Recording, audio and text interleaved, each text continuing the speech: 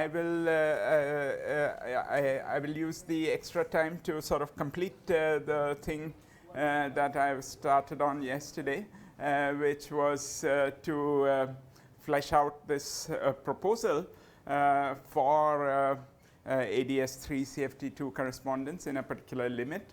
And so I stated the proposal. The proposal was to relate the AdS3 CFT, the AdS3 times S3 times T4 string theory with 1 unit of NSNS flux, the minimal unit, to a symmetric product or orbifold.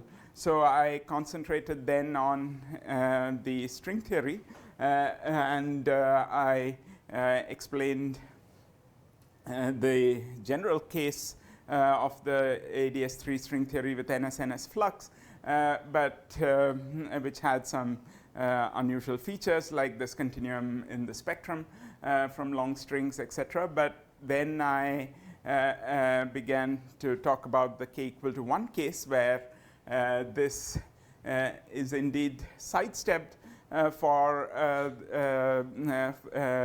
because the spectrum, the space-time spectrum itself is not does not the constraints of the supersymmetry does not allow for multiplets which contain spins other than SL2R quantum number other than j equal to half, and this means that you remove the continuum, which was labeled by j equal to half plus IP. So in a sense, it is only the state at the bottom of the continuum. I should have said that and this will become more clear today, hopefully, that the states at the bottom of the continuum are typically the states which are at the boundary of AdS. Otherwise, if there's a radial momentum, it sort of oscillates inside, and so the states we are essentially talking about will be at the boundary of AdS3. So what I tried to say was, I think where I stopped yesterday was that the multiplets. Yes. Yeah. So you were doing these SL2RK representations. SL2RK. Or PSU 1, 1. SL2R plus SU2S. Okay. Yeah. But you are looking at AdS and why are you looking at SL2R representations and not SL2C representations? Because the Lorentzian AdS3 is actually SL2R. Yeah, so if you were to look at the hyperbolic thing, it would have been SL2C mod SU2, but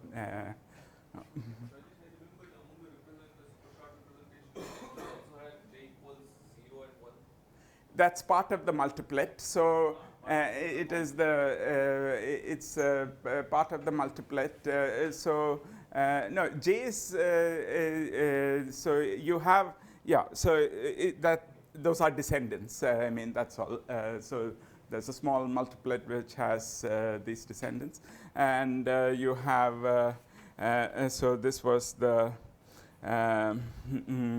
this thing, but so the in a way you can think of the j equal to half as the bottom component, and then the others as descendants, super multiplet descendants. Sorry, then how does for k greater than 2 supergroup theory, representation theory, superalgebra representation theory would admit similar kind of things, let's say at non-half j in the continuum range, and Yeah. then they would be descendants on these sides, but they don't have a continuum associated to them. So this is a very Yeah, so you can have multiplets which, I mean, from the point of view of the supergroup, each representation in the continuum is a separate representation, because there'll be half plus IP and then there'll be some plus minus half. Yeah.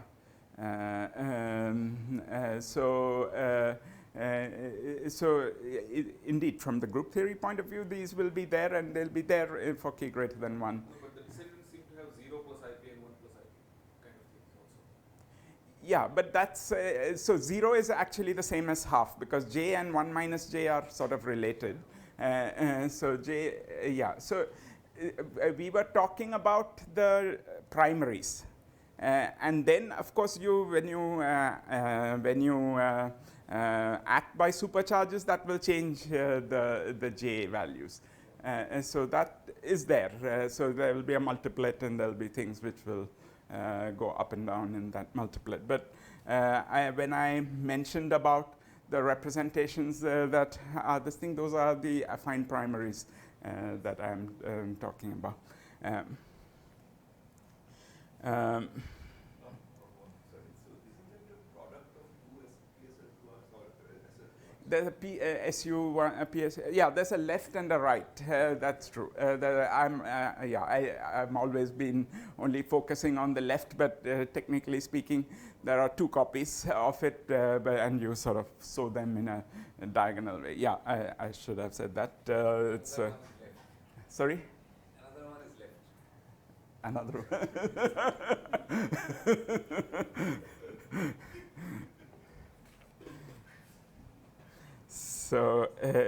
So anyhow, so what today I want to just complete the thing that I mentioned last time. So this is this F lambda, which has this three multiplets that I wrote last time. C, I think C half lambda plus half, and then a doublet, and then C0 lambda plus half, singlet.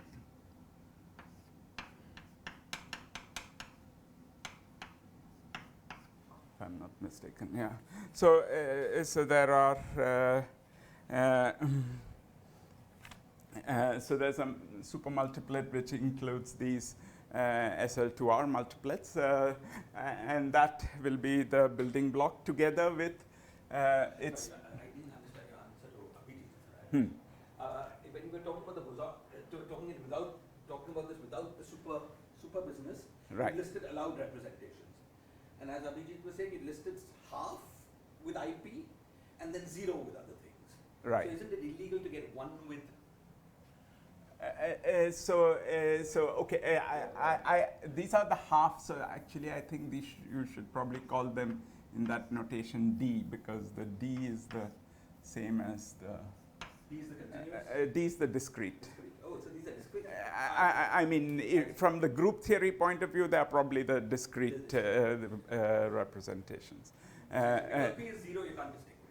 Yeah, P is 0, so you can't this thing. So Algebra also admit continuous representations. superalgebra, yeah, because for higher K, it is definitely there. So the same these things are there. Some primary of that superalgebra living in the continuum representations, and just think of them as a representation of the Mosonic subalgebra. Right. So that one primary, superconformal primary, let's say, Yeah. has J equals half plus IP. Yeah, Right. Now we take a super descendant. right. Now what would be the value of the J? It seems like it's 1 plus IP, 0 plus IP, and then from the point of the Bosonic Bosonic representation theory, it seems illegal.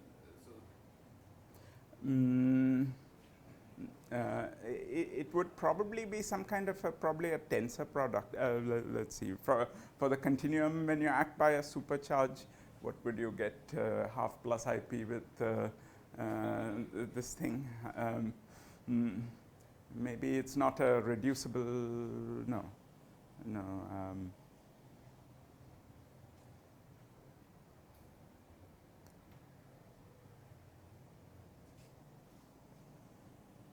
Yeah, there should be a simple answer to that question. But at the moment, so for us, we need only these half representations and this thing. Didn't the discrete representation not have a lambda? The discrete representations didn't have a lambda, right? So there is some notion of a continuous representation, I guess, which. So these are indeed. It is the. Yeah, so I think these are the representations which indeed have a lambda, and you do need that. So that's right. So what is the So the thing is, when you act by the supercharge and decompose it into the multiplets of this thing, you get 1 plus IP.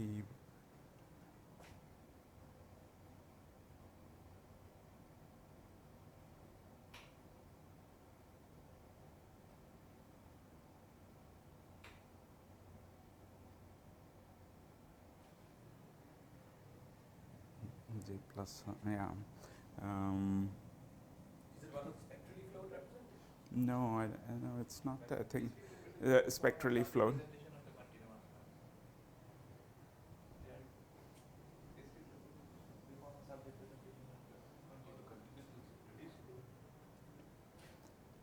Hmm. There's a P in the So yeah, in terms of the supergroup, in terms of the SL2R, yeah. J is the eigenvalue of L0, right? J is the Casimir, the thing which tells you the Casimir of the representation. So the point of view is the eigenvalue of Cartan. Sorry. From the SL2R point of view. It's the no, not the eigenvalue of the Cartan. It is the, because there's no the lambda is the eigenvalue of the Cartan generator. That's the J3 quantum number. Supercharge has some dimension, right? Supercharge Has a dimension. this. Action by supercharge, that should change, right? So what should change? Yeah, lambda will go to lambda plus half minus half. That is that I'm this thing. I mean, because the lambda and lambda plus an integer is this thing. Yeah, that's what is confusing me. Because it is in the yeah, it takes you to another representation, and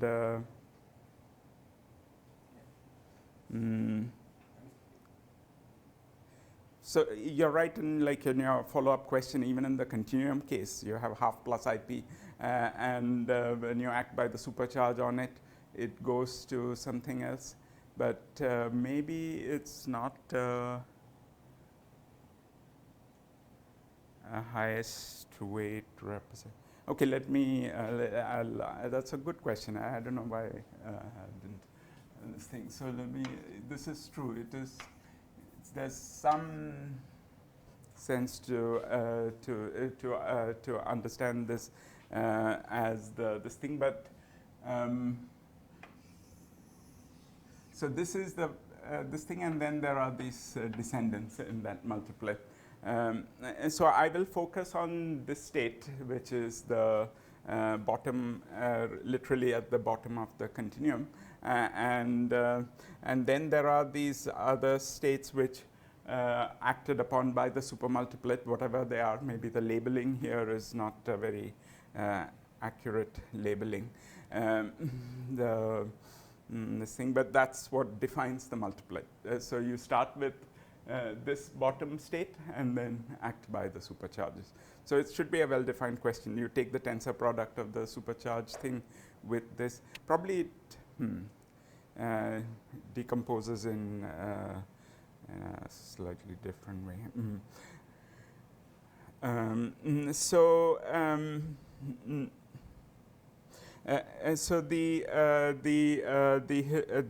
then I'll take these, and it's spectrally flowed images.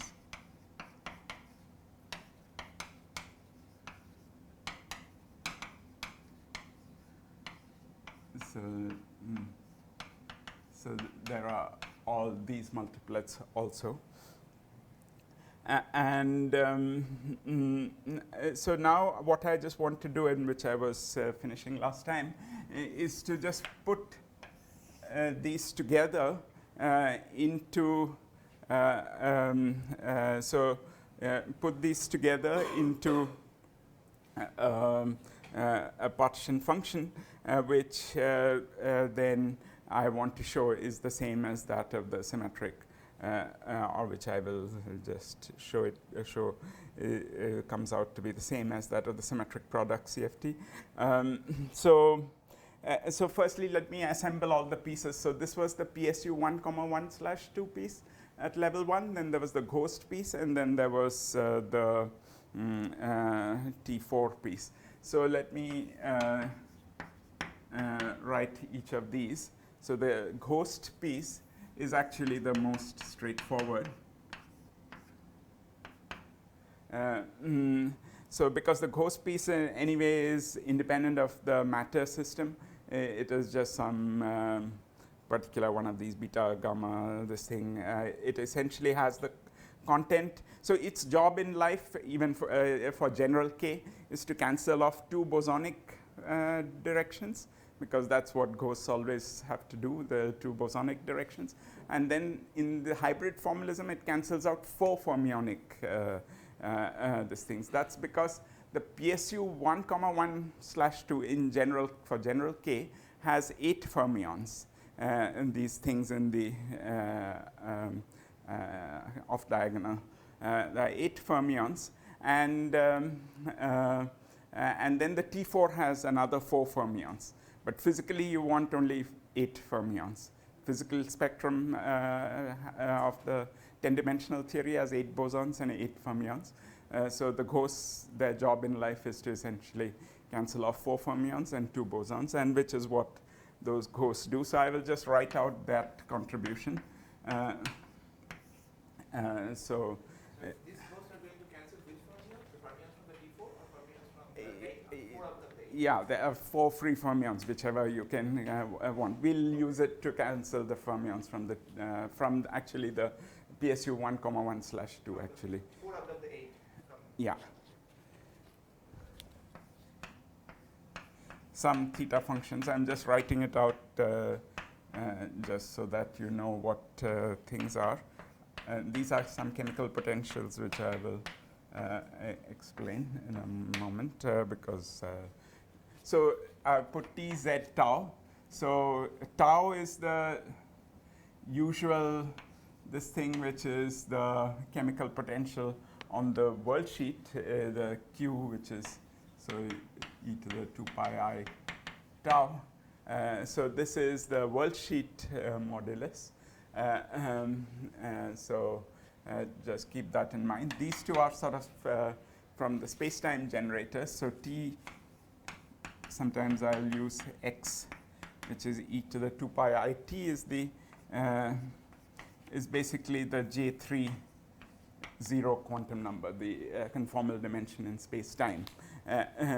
So you can think of T, if you wish, as the thing conjugate to the L0, I mean the SL2R conformal dimension in the space-time. So that's what the T is. That's why I use T and tau. T is space-time modulus, tau is the world sheet modulus. And Z is J3, similar, the Z is some, Y is some e to the 2 pi I. Z is the usual some SL2, SU2 chemical potential. So you can keep track of those because you can then compare with the space-time and the symmetric orbifold case. So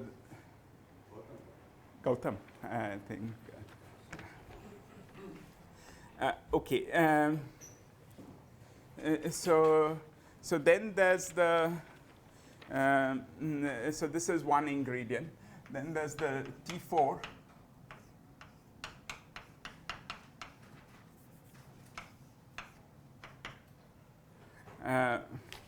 And that's usual T4. It is, but except that it is topologically twisted, which essentially means that L0 gets shifted by half J0. That's the usual topological twisting that you do of n equal to 2 sigma model. So that another way to say it is that gives you the partition function in the Ramond sector.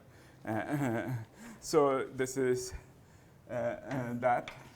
So that is also just these theta functions. Why do you want the partition function in the Ramond sector? Because that's what the topological twisting does for you, and the topological twisting is part of the hybrid formalism. In the hybrid, yeah, you maintain supersymmetry, you use that one. this thing. And so this is why, yeah, in fact, various reasons. So there's similarly theta function here, z minus.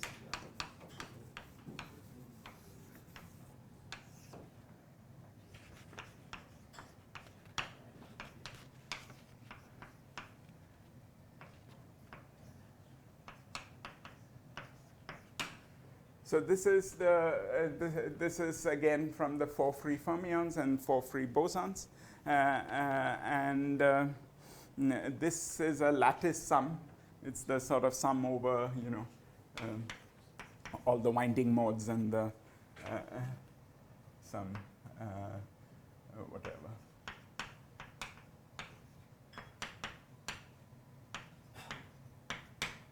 Some lattice. Some this thing, that's the usual winding and this thing mode. So, and then there's the fermionic piece. Why is it theta 2 and not theta 1? Because it is in this Ramon sector, this topological twisting when you went, I think. Because the underlying sigma model, the T4 is a topologically twisted one.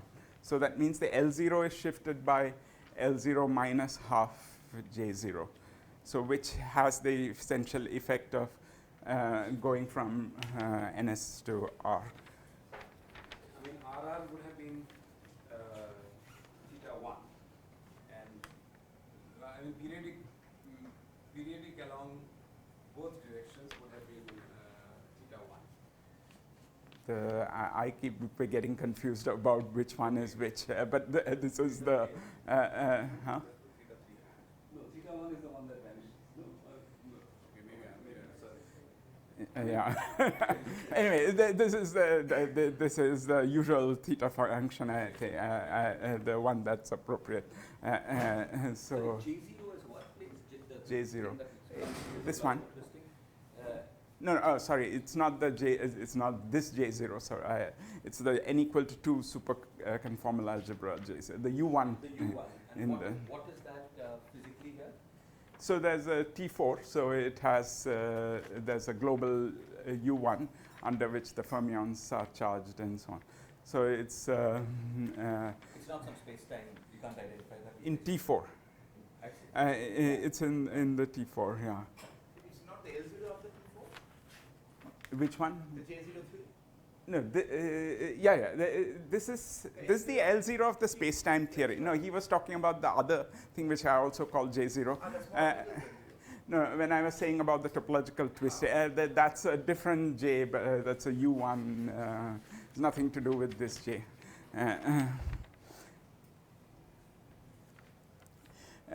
So this part is sort of straightforward.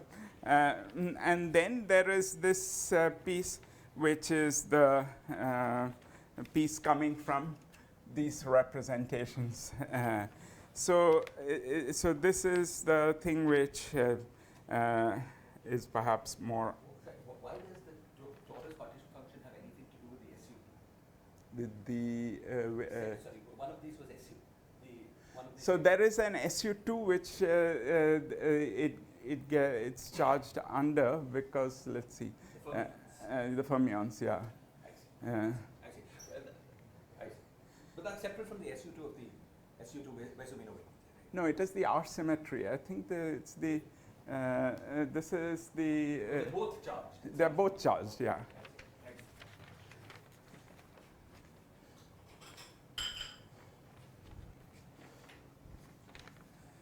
Maybe I should Yeah. T4 as transforming some representation of the PSU1. Yeah, everything has to because space-time supersymmetry demands that. PSU 1,1/2 is the full space-time supersymmetry. So everything has to transform in multiplets of that. So they are charged R symmetry. SU2 is the R symmetry. And so they have R symmetry charge. They have a conformal charge. That's why it depends on T and Z.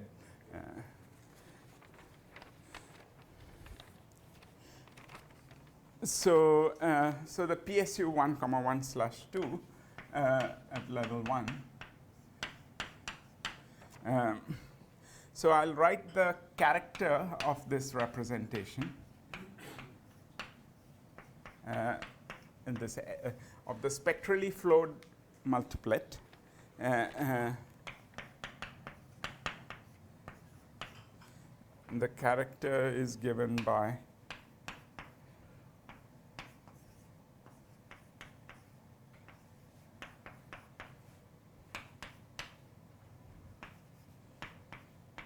so this character is again easiest to work with in this free field representation.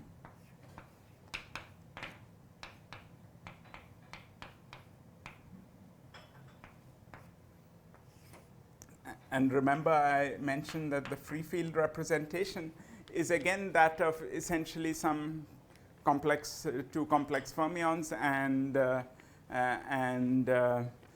some number of these bosons.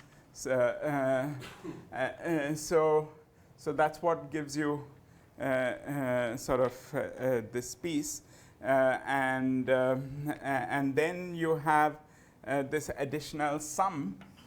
This is the sum essentially over the the m quantum number. So this r is essentially lambda and lambda plus an integer. So that's why you get x to the r, because that's the J3 zero quantum number. It is shifted, and there is also a piece coming from the spectral flow, which was what I mentioned last time, that there is a shift in the J3 from this. So there is that, and this is the L0 contribution. Again, the spectral flow, there is a piece that the L0 for the spectrally flowed sectors has a quadratic piece in W as well. And then you have this, and then essentially it's some free fermions. Yeah. In the usual NSR, I would have to add 4 sectors, depending on. Yeah, but here you don't, because it's a space-time supersymmetric one. So there's no spin structures or anything you have to sum over. So what's the boundary condition on these fermions? Periodic, is that the thing, or what? So for these, yeah, it's the same, the Ramond boundary conditions for the. How does the modular index work? So I'll just the whole thing, I'll put it now together. So the thing is, one thing I just before is this piece actually, the rest of this is independent of this R, and so actually this sum is a sum. This piece is essentially can be written as e to the 2 pi I lambda t minus tau w. Let me maybe write it.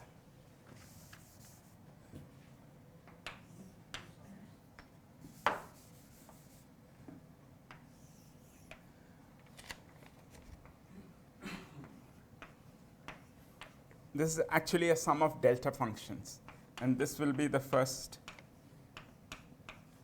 sign of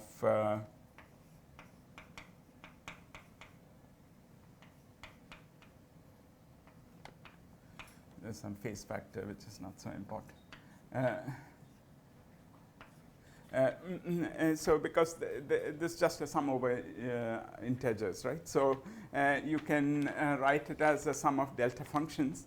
And you see this is an interesting structure here, which is essentially telling you that the worldsheet modulus is related. So m is an integer, and there's a sum over m. W is the spectrally flowed sector, which is also an integer. So this worldsheet modulus tau is related to the spacetime modulus tau, t, by some just a integer sort of multiple. So this is essentially saying that the worldsheet must wrap W times around the the world sheet torus must wrap sort of W times around the space-time torus. So when I say space-time torus, so implicitly when I'm writing these partition functions, that's what this T means, that the boundary of the AdS is sort of now a torus, it's a thermal AdS. So that torus is related to the world sheet torus. So you see only integer only very special points. This, of course, I'm just writing right now the partition function for a fixed tau, but the full one loop, the string theory partition function will be after you integrate over tau. You'll pick up only discrete points on the moduli space. In fact, for those of you who are familiar with the Maldacena-Oguri calculation, where they computed also the partition function of the SL2R Vesumino-Witten model, this they had a very funny structure of having poles in the interior of the moduli space.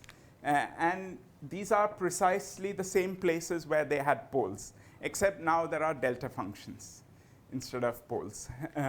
And there's no other contrast. So they had, in fact, and they had an interpretation of the poles as coming from the continuum in the long string and so on, etc. So, but now the continuum is gone, but you get delta function contributions from this thing. So it's a very sort of singular modular invariant, this thing. When you put it all together, it'll be modular invariant, but in some very delicate way, in terms of delta function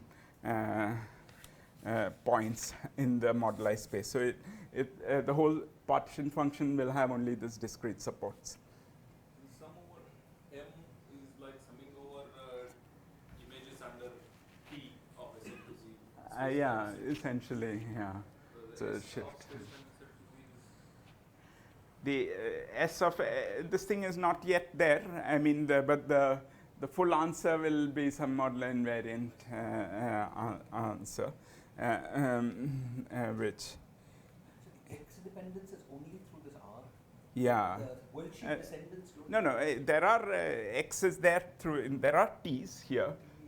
Yeah. T is e to the 2 pi. R dependence. R dependence is what is.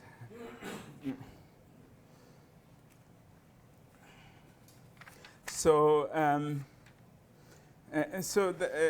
now it is very neat how it works, because if you now put these three things together, so okay, and then you assume that this was the character of this representation, and then you assume that the contribution will be the diagonal invariant. So you take mod square of this and sum over or integrate over lambda. So then you and then sum over W also, all the twisted sectors, right? So the fact that the R dependence was so simple, is that special to this representation, or will it be true for all the discrete representations? Oh, it's all the continuous representations. I mean, it feels like you take a different R, and it hardly matters. It's just copies of the same thing with some small tweaks. Right. It's almost like it's a sum of representations. Yeah. Not one representation. Right. Yeah. In this sort of this thing, the It's not clear why the theta stuff is independent or that we just happen. I mean, yeah, because essentially the R's are just a little trivial. It is true because if you wish, the lambda dependence for each lambda, the structure of the representation is the same around each lambda. So it's sort of multiple copies. In a way, the lambda is a bit of a fake at this stage, and doing this is I mean, lambda will be ultimately fixed by the Marshall condition. So you'll pick out essentially one representation, one one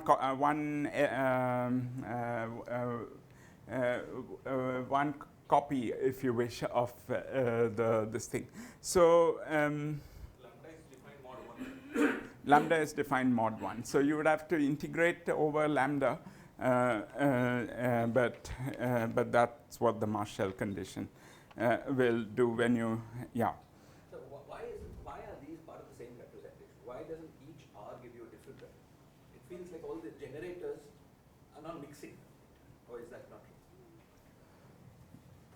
The generator, I mean, so R, of course, is part of the SL2R representation. SL2R, this thing, so the zero modes keep this thing, the J plus 0 or whatever, and the J minus 0 is what moves you up and down in this thing, yeah. That part of the representation is SL2R. Yeah, exactly. That zero mode part. Yeah. But I was saying, if you look at the SL2R, the raising and lowering operators, Yeah. since they're acting separately in each R, it doesn't. Whereas he said the zero modes. Are the ones that are moving this. So yeah, so now actually, so now when you, so I have these three ingredients, I have to put them together, multiply them together, and you get, so one thing, and this is what Shumangshu was asking, so when you take mod square of this, just as over here, and so on, but you take mod square of this factor, you can see can cancel off with the gross.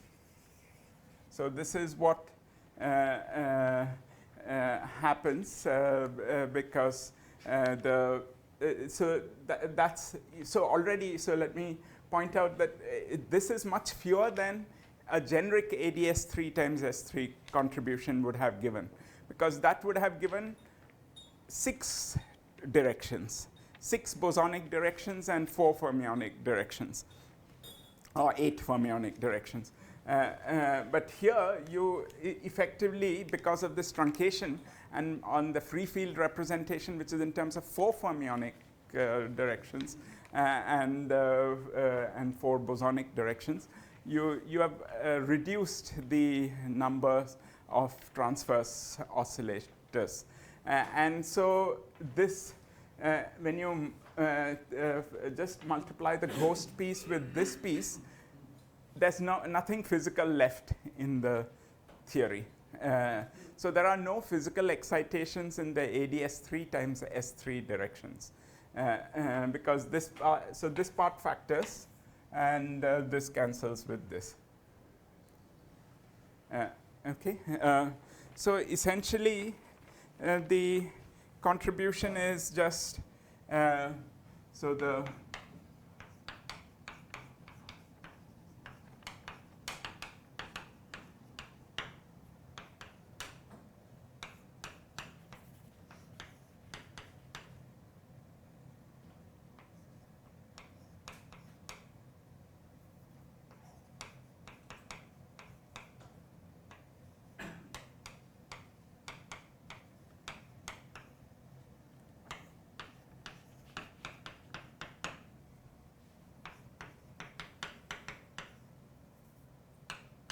so you essentially are left with the torus partition function over here and just this zero mode piece from the AdS3 times S3 direction. All the oscillator modes of AdS3 and S3 are cancelled by the ghosts. How does one justify, I mean, the sum being a delta function? Is this the right regularization I sum? mean, yeah, how do you make sense of, I mean, it's, yeah, I think that's the, what else can it be? I mean, it's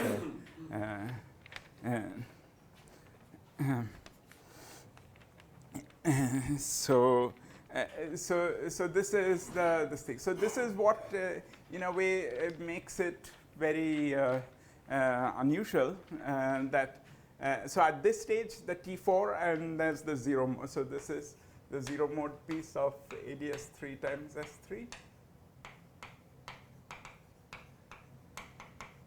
And this is the T4. So that's all there is. Physically, that's all there is. Now you integrate over tau. So the space-time partition function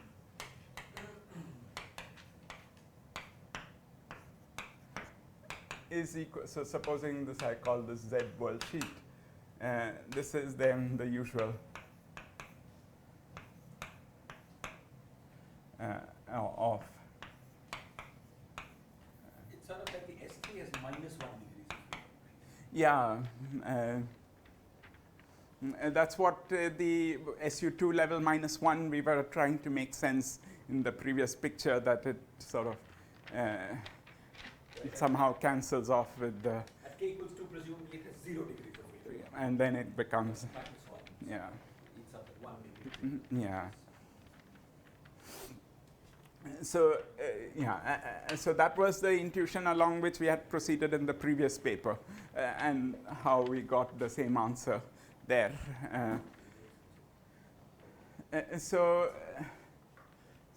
now the nice thing happens when you integrate over the world sheet modulus, because now there's the tau and tau bar integral.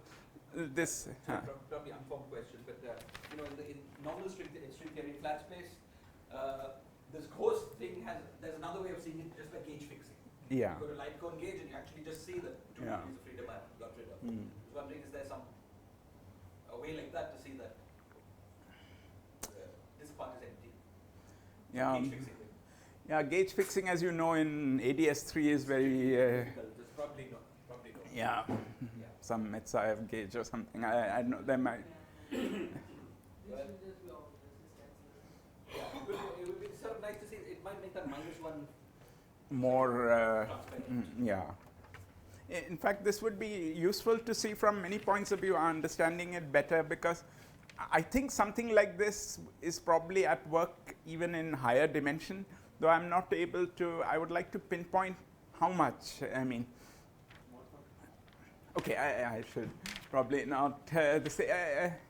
I mean, I think in the higher dimensional case, also there will be some truncation of the degrees of freedom, but whether that act for the dual to free Yang-Mills theory. But I don't know exactly how this thing, because I'm a little confused there, because there is. Naively, of course, it would seem from the Yang-Mills side, you still have 8 degrees of oscillators. So I don't know. But I would like to understand a little better whether this is somehow special to the AdS3 times S3 or it is.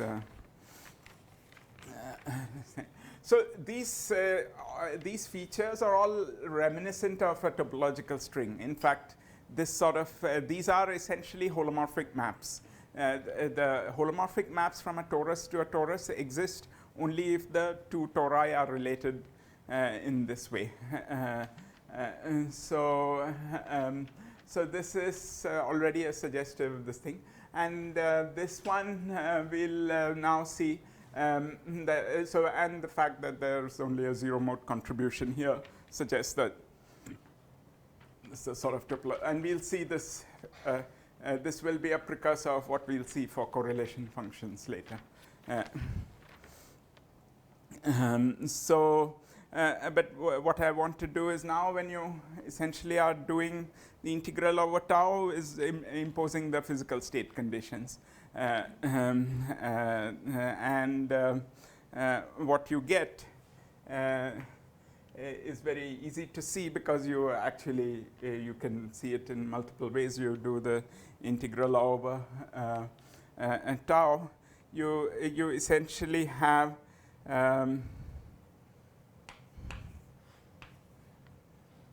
so this was, I should have said, there's a sum over W also over all the winding modes. So at this stage, you see the sum over the spectrally flowed sectors is only over here, and the T4 is separate. But when I do this integral, the W will sort of this thing over here, because the Q dependence will tie them both together, and what you get is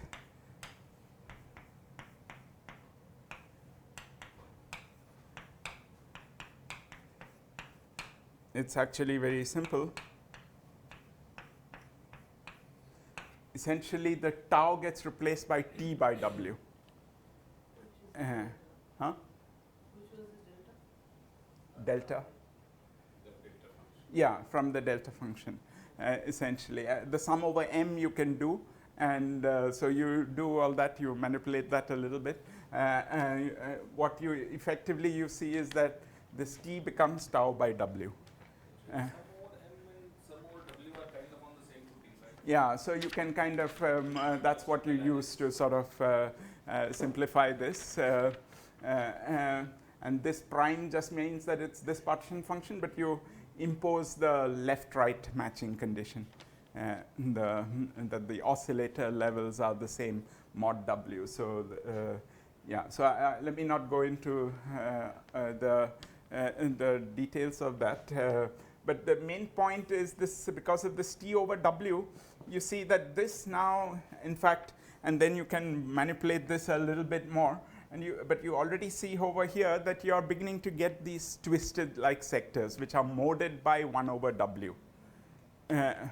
So the torus, so in fact, then you can actually process this a little bit more using this and some theta function identities to show that this thing, when you put tau is T by W, and then you sum over W, you essentially get all the spectrally.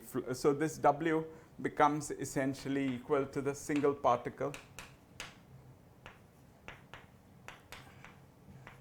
partition function of the symmetric product.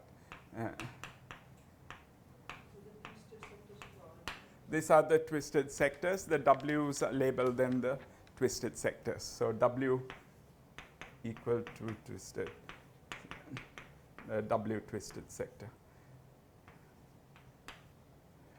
It's just that W in space-time was the winding, Yeah, and it becomes the winding.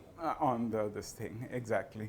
Symmetric product group is supposed to have, Now the boundary is if it is like a single cycle, Yeah, so these are the single particle. These are the single particle. That's why these are the single cycle. single cycle. And then So you sum over the possible cycle. yeah, that will give you. But here we are considering the worldsheet partition function, which is a single particle partition function. So it has to reproduce the single particle partition function. So the full thing is whatever the exponential of that. The key point here is this, that the whole spectrum was this F lambda and its spectral flows. Yeah. And that, including the and its spectral flows, comes out of your free fermion, free boson, free boson. Yeah. That you tell us about a little bit? Which part? That there is a representation of this free boson, free fermion thing. Mm-hmm. Gives you this F lambda. Yeah, and its spectral flows. The partition function of that. Yeah. So we have so the way we so in what terms would you like to know? You had an independent definition of the theory. Right. In terms of this fermion, this thing, yeah. And the partition function of that as a worldsheet theory is F lambda Right. and its spectral flows. The partition function of that is the F lambda and this thing, yeah. Spectral flows. That Right. So, well, I can, yeah, because anyway, that's the part. But just to be in short, it's very relatively simple to say what is the F lambda in that represent. That spectral flows also come out seem less trivial. No, because you can define a spectral flow on the free fermions, and Do it by hand, because the algebra is there, the symmetry algebra is there, right? No, I've got a partition, worldsheet partition. You give me free fermions, free bosons, then there's a determinant I have to calculate. So from the point of view of the free fermions and the free bosons, you have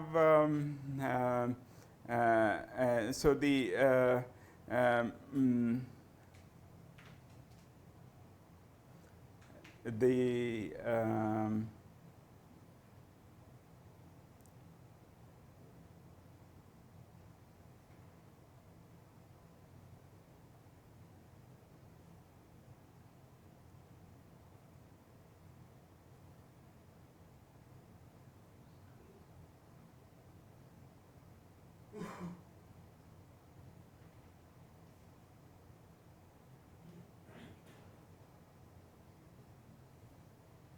yeah, so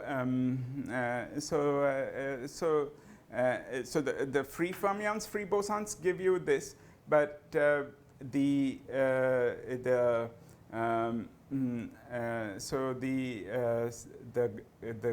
states which give you the f lambda. And you can define these f lambda and these spectrally flowed this thing. So summing, so summing over them. So in that sense, yeah, it's true that we make the we put that in as this thing that the Hilbert space is the sum of these. So we, in a way, we have used it. We have not started with the free fermions, free bosons as so this is what at the moment we are trying to start from a first principles, this thing of the free fermion, free boson theory. But here what we just use the free bosons, free fermions as a way to calculate these characters of the f lambda representations, and it's now have an independent definition of the world shape theory, just its determinant. yeah, it should give you this thing, yeah. Super selection because if it is this effective world shape theory is effectively doing this sum over various maps to the space-time one, Right. then winding ones would be separate, right? I mean, Yeah. separate super selection centers. Yeah, yeah, exactly. So you would probably have to build it in some way in the boundary conditions. So like periodic Yeah, some this thing, yeah, and then have these sectors built it. So there would be presumably some ambiguity in the definition of the theory, but there would be one definition of the theory which this is the slightly distinct things because the free fermions and the free bosons don't have a geometric interpretation, whereas here you had a geometric interpretation in terms of the other currents, that there are these that you're creating these wound sectors. But yeah, so there must be some natural definition of the free fermion, free boson theory, which in which you sort of sum over these sectors because you need to include. But this is something we don't have yet. In fact, this is one of the things, both for this as well as for the correlators, we would like to have a first principles way from the free boson, free fermion theory to compute this. So at the moment we are just using the free bosons, free fermions as a way to capture the PSU 1,1/2 group theory, but not the PSU 1,1/2 dynamics. So then the spectrum of the world shape theory is this. At the moment I'm taking it to be a plausible ansatz.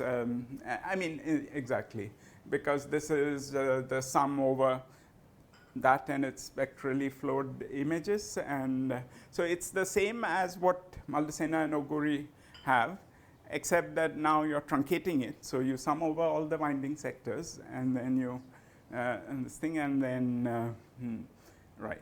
And I suppose as long as it gives you Invariants will force you to sum over. Yeah.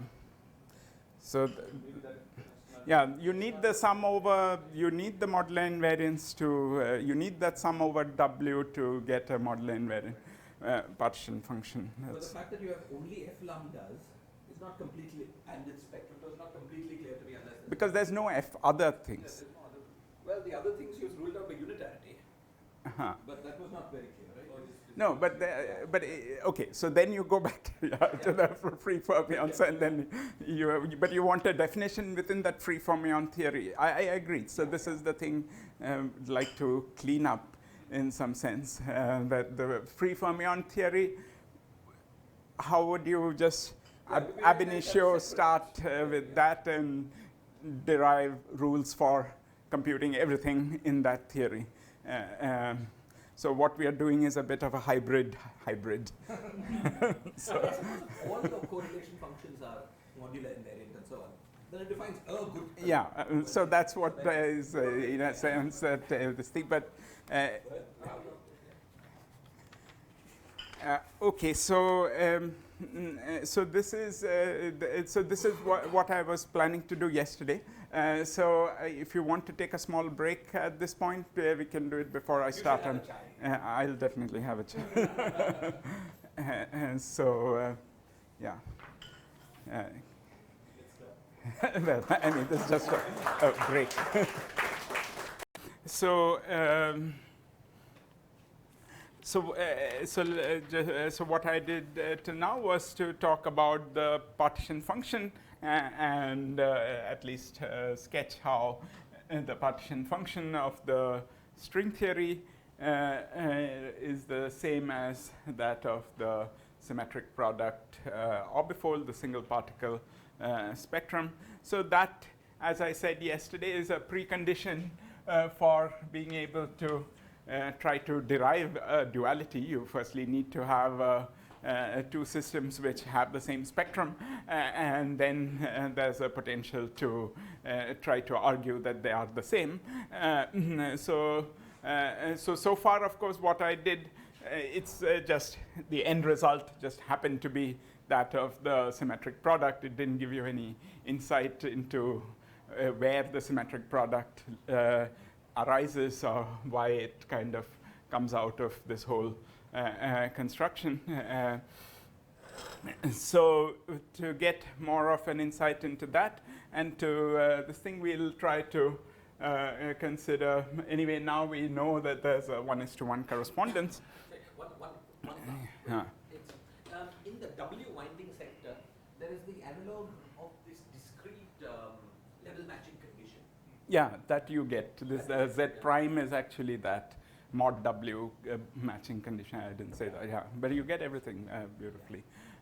That sum over M actually does that for you. This is in the large N limit, right? Yeah, the single particle. So I'm taking this part. This is the single particle one, which is so implicitly it is the large. Now, if you multi-particle this, You get the in the n equal to infinity limit of the symmetry. So yeah. So what I will do is I will focus on just these ground states of the. So I will instead of considering the most general vertex operators here, I will focus on the ground state. If you wish, it's like taking arbitrary endpoint functions of tachyons with various momenta.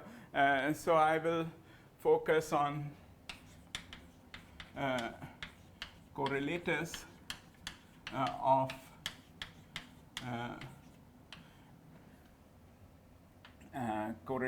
of in the CFT, you can say ground state, twisted sector ground state.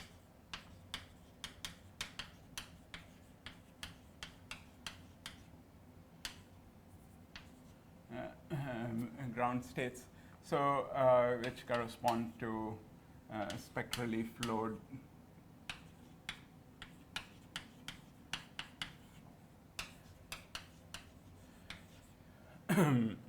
W spectrally flowed the states sigma W F lambda, the bottom component of that multiplet which I was talking of. So this is just for simplicity in some sense. Hopefully as it goes along, it'll be clear that I'm not using too much of this, and how hopefully it will. It's like, again, when you do tachyon vertex operators. After that, you then dress it up with oscillators. So the main thing is you know how to deal with all the e to the I kx's and how that comes about. Then you can have arbitrary del x's and things will be. Sorry, so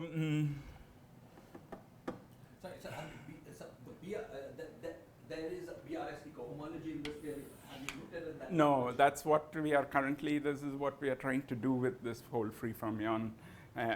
This thing, as I said, when I said ab initio, this thing, that's what we would like to do. So that's maybe where we'll see the why we are compelled in some sense to have all this. So yeah, so it's and as you will see over here also, we'll adopt a kind of very opportunistic approach of using, I mean, I think in trying to argue for this from various points of view. I think it builds a very compelling case, but if you want to, of course, I think there is a lot to clean up and understand in a more clear terms, and I'll try to flag some of those, but I'm sure you'll also. But the operators you look at are BRST closed. That you can check, right? The ground state ones, yeah, I think in fact we have done that now. Before we didn't do it at that time, but yeah. So those are the vertex operators which. Rajesh, just one question on the topological, the sector Yeah. zero mode thing. So it is encoded in the CFT partition function eventually, or how? Which how is it CFT going, partition function? So the CFT, this was of course before you did an integral over the world sheet. That's right. So there it was decoupled, and then the integral over the world sheet coupled these things. And then of course once you have the symmetric orbifold, it's not very clear where it comes from. Yeah. And these vertex operators, what is their dimension viewed as conformal operators? You mean on the world sheet? Yeah. So on the world sheet there would be 1,1 vertex operators and so on. So what we are currently trying to, there's there's all sorts of stuff now, picture changing. Yeah, future seminar hopefully about clarifying it from this thing. Like I said over lunch yesterday, I think hopefully eventually this should be at the same footing as flat space string theory. You should be able to do whatever you can do, computations and everything like in flat space string theory. But we are trying to develop that that level of control. But so let me so these states are, so we'll consider, that means this subset of these states, but arbitrary W1 to Wn, and so the ground state ones are, so just to this thing, so we'll take Hi to be, so at least when or Wi by 4. So depending on whether it's odd or even, the twisted sector ground states have conformal in the CFT have conformal dimension Wi by 4 or Wi square minus 1 by 4 Wi. These, by the way, are the ones that you see from the states at the bottom of the continuum. So in this partition function that I wrote out, these are the states that are there. And yeah. What is already when you just say? No, depending on whether Wi is even, this is the ground state energy. Wi is odd, this is the ground state energy. So for the symmetric orbifold, there is slight this thing, but This was Hi in the field theory or the this is the Hi in the world sheet, in the space-time. Yeah. So the conformal dimension of the operators. That's what you get if you work. Yeah, See this. Yeah. classical energy, the 0-point energies with this moding. So, okay. So what I will mostly focus on, and this is why it will. Totally clear. This was from the CFT. We have these twistor sectors leveled by W. Yeah. And these are the ground state of various twistor sectors. Yeah. From the CFT. From the CFT, and there's a corresponding. Those are because I matched for you the partition functions, right? So those are the spectrally flowed. The bottom of the continuum states they have the same dimension. Eaches on the world sheet are just 1, 1. On the world sheet, these would be 1, 1 vertex operators. For that, you would have to address it with ghosts and do all that sort of. That's why all these pictures and everything comes in, which I'm not going into, because we'll actually, as I said, we'll do it in a slightly opportunistic way, and this is, we won't. What I will do is sort of. Okay, let me say what is the claim, and then I will tell you what how I will try to show that, argue for that claim, and then you'll see. So the You said this twice, but I missed it. It was WI squared minus 1 and WI by 4. What was that? WI odd and even, there is some difference because of the. So is it like the summing over half-odd integers? Yeah, the same. Yeah, because they come, the fermions, they come with some 1/2 WI. Yeah, this will not play a role. Right hand side? No, sorry. No, it's the same thing, but when WI is even, it is this, WI is odd, it is that. Yeah. It must have to do with this discrete shift, because otherwise it's just sum of two Casimir energies, which was the first one. Yeah, exactly. Yeah, but later. Yeah. Anyway, I just won't play much of a role. No, the thing is, there's a GSO projection.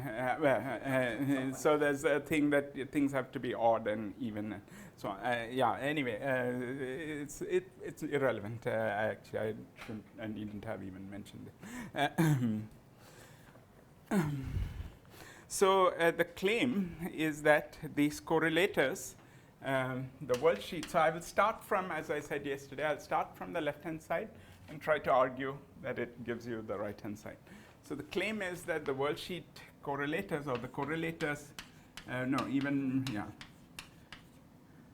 the unintegrated correlators on the world sheet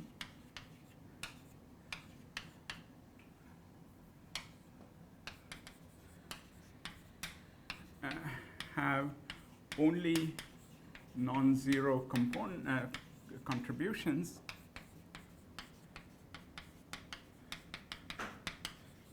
when there exists a holomorphic map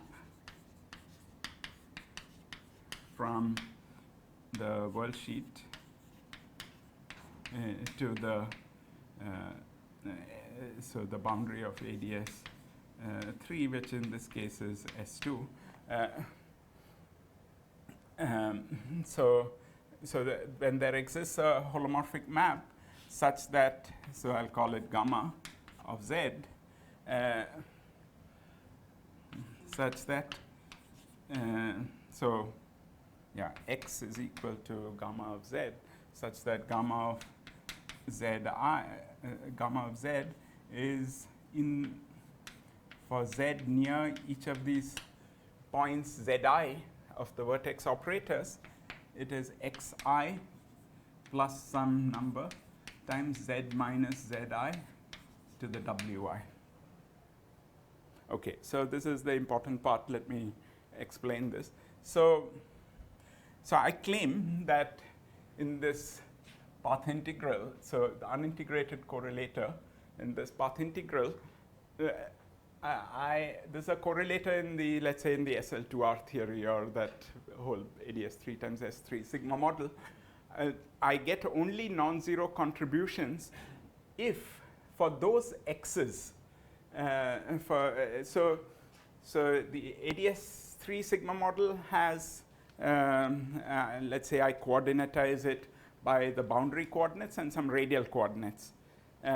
So I claim that only when the boundary coordinate x is holomorphically related to the world sheet by a map, a holomorphic covering map, a branch map, as they say, branch cover, gamma of z, such that gamma of z maps zi to xi. It maps the point zi to xi for each xi, for all the xi's. And moreover, the vicinity of it, has a branching of order wi. It goes like z minus zi to the power wi. Okay, this is a very constraining condition. So first thing I should say a little bit for people who are not so familiar with branch covers, that this is a very constraining condition. If I give you 3 points on a sphere, let's say I take this to be a sphere with n punctures. If I give you 3 points, I can map 3 points to 3 points with any branching. That's fine. I can always find a map. In fact, maps from sphere to sphere, which are branched covers like this. So this is, by the way, so that means that this is the only, these are the only critical points also. No other places where del gamma vanishes. So maps from the sphere to sphere are actually rational functions, which multi-covered maps are just polynomial divided by polynomial, so that if I have an n-fold cover. And then you can actually check by just counting parameters that I can always fix 3 points to 3 points. If I give you the data W1, W2, W3, I can always find polynomials such that that happens. But if for more than 3 points, if I give you the data Zi and Xi and Wi, if I fix all the 3 data, Xi, Zi, and Wi, in general, there will not exist a map. The 4th point will be determined in terms of all the remaining. X4, for instance, will be determined in terms of all the other Z1, Z2, Z3. Similarly, X4, X5, X6 up to Xn. So n minus 3 points will be fixed once I give you the data Zi and Ni and Wi. Sum of W's is 0? No, sum of W's is not 0. Sum of W's is whatever the W is. There's no selection rule like that. W is not a quantum number in that sense, so it's not. There are other selection rules which I'll come to maybe later, but which come from, there are selection rules from the so-called Riemann-Hurwitz, this thing. So this is for this selection. This is a number which depends on your W1 through Wn, H1 through Hn also? H1, no, H1 to Hn will not appear, because this is a purely geometric fact. And the only piece this thing is the Wi. Yeah, the H's will not appear. H's, well, if you wish for these maps, H's are determined in terms of W. So. In the field theory, at least at leading order, isn't the sum of W 0? Eternal. I mean, you've got 2 strings of sublength. You're saying W1 plus W2? Yeah. It goes to W3 plus minus 2. There's a, I mean, you can go to W3 also. Sorry, W1 plus W2, there's a plus minus 2. It's like angular momentum. They will add up, but with sort of, they'll be up to W1. It's not like it's just takes these 2 strings and makes it 1. No. It's more like angular momentum, the fusion rules of these W's. Well, in the field theory, if you turn on a twist operator, what I thought the twist operator means. No, because it can actually, the twists can overlap quite a lot if I look in terms of cycles. Second order. No, just even at first order, you'll have things which the twist need not. I see. Yeah. So given X's and W's, only you have to integrate over 3 Z's at most. Yeah, X's and W's, I'm saying you can fix 3 points, X1, X2, X3 to be whatever, say 0, 1, infinity, or Z1, Z2, Z3, I can fix that. So 3-point functions, I can, in fact, it's rigid. There, there's only then one, there'll be a unique branch, a unique or some finite number of branch covers. For the higher n, for n greater than 3, there will be delta functions. So what I'm saying is, So if I give n x's and I fix the w1s to wn, then it says that I can have at most 3 jets free and all other jets are exactly. fixed. But then these 3 jets can also be fixed using conformal. Yeah, so that is fixed, let's say. So that's, yeah. But what I'm saying is that, to be precise, there will be, let me say genus 0. There will be, this is proportional to, so what I'm saying is that this correlator, V is proportional to I equal to, let's say, 4 to n of delta function of xi minus gamma of zi. There will be n minus 3 delta functions in that correlator. Just like there was one delta function in the torus partition function, here there will be a product of n minus 3. And more generally, it will be 3g minus 3 plus n. Basically, what there is no continuous modular. You can't vary your z. Yeah, you can't vary your zi's in this thing. So it's a very rigid condition, and the path integral, I claim, gets contributions only from these maps. So it's a literal statement, or is it in some limit? in this limit, in this particular k equal to 1 theory, it is an exact statement we claim. So that's what makes it simple in some ways. So it's some localization? Yeah, it's some kind of localization. Maybe this is somehow permitted from the boundary theory, but I don't quite know. So how does that work from the, why is it? I'll come to the boundary theory in a moment, but at the moment, let me just start from the left-hand side, and I'm trying to first make a claim about the correlators in this theory. There is a well-known fact about the boundary theory that the correlators only have contributions. The boundary theory? No. So, okay, since you asked, let me say it. So this property that you're saying, that I just claimed, that these delta functions mean that when I do this integral, I'll get contribution precisely from points in the moduli space. So I get, like in the torus case, I get very discrete points. In this some 3g minus 3 plus n dimensional space, I get 3g minus 3 plus n delta functions. So I get those discrete points. I claim that the values of the integrand at those discrete points precisely corresponds to the boundary correlator. And there's a geometric meaning for that. And in fact, this fits in with many things that people had studied about symmetric product correlators. So maybe then I didn't understand. So let's just say I do the wordsheet integral. I just think of this last correlator as a function of axis. Yeah. No, the bottom one. Yeah. So now just a function of axis. Yeah. Now, as a function of axis. As a function of x's, there's no z's, right? I mean, I've There's no z's, but is this? no, it's not a function. It's not delta functions. Oh, okay. So the delta functions are only here. Once I do the integral, the delta function goes away. It's like over here also. There was a integrand had a delta function, but when I did the integral, I got an answer which didn't have any delta function. I think the worldsheet is becoming. Yeah.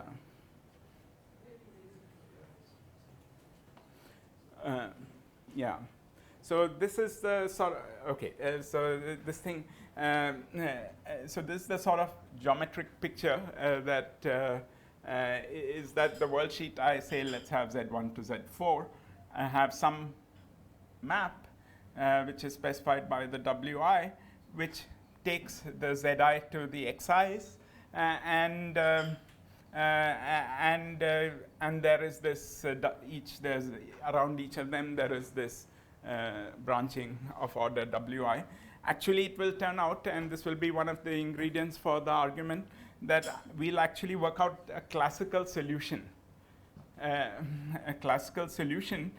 which will reproduce this behavior. And the classical solution will be given by gamma, which is this covering map. So this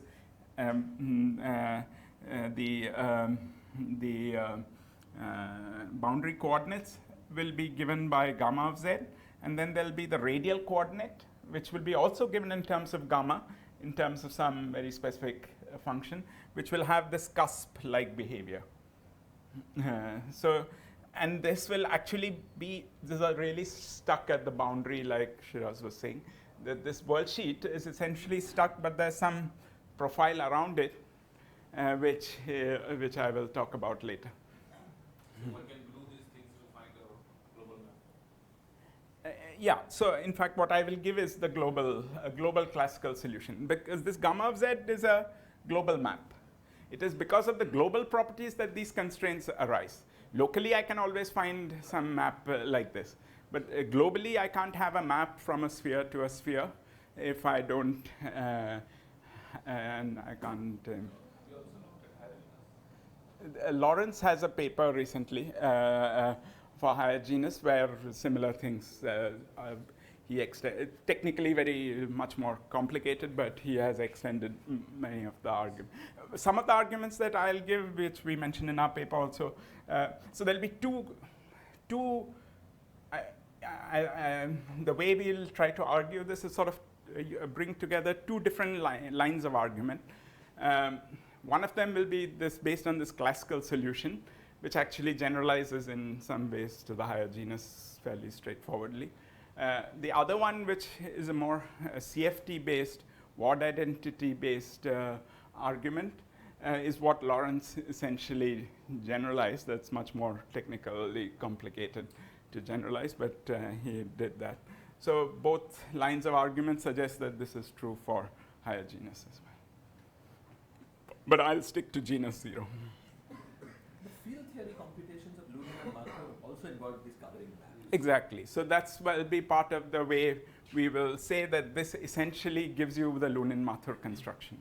So that is the bottom line for those who know the Lunin-Mathur construction. That will be the bottom line. Then that's the way of making the connection manifest. That the world sheet theory, when you do it, is giving you the Lunin-Mathur construction. So then you don't need to compute both sides. You don't need to verify that this, like here we were verifying that this is the same as this. But you don't need to verify it. You get whatever the symmetric orbifold is supposed to give you. The classical solution that you are talking about is, Malthouse and Leavitt, where there is no operators insertion, but you'll be giving us operators. Yeah, so it's a generalization of the Malthouse-Oguri solutions and so on, yeah. Yeah. They got their full answer from the Wien. Sorry. Who? Lunin-Mathur. Full answer from the Wien factor. Yeah, that's what we'll also get. Yeah, and that's where the classical solution will be important. In fact, it's interesting that that Wien factor is the radial direction, which fits in with your intuition, but it comes out. You don't have to put it in. Yeah. Localization, the integral happens only for this particular child vertex operators? Or? I think it should be true in general. As you will see when I'm saying thing, in fact, a lot of our argument is independent of this particular choice. Okay, so and so this is the claim which I will try to argue for. As I said, I'll argue in two ways. First, I'll give you a semi-classical way, which is a little more pictorial, and then I will say a little bit about the more CFT side, which requires strong people like my collaborators to get this thing. But I mean, it's a very intricate, this thing argument based on the word identities, which is what really gives you confidence that this is correct. So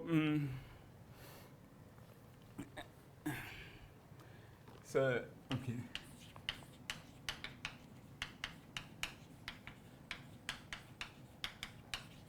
So firstly, you may object to my using of the word semi-classical. I'm talking about k equal to 1, and you might think, why should I talk of anything semi-classical? But I'll try to argue why that's actually a robust way to this thing.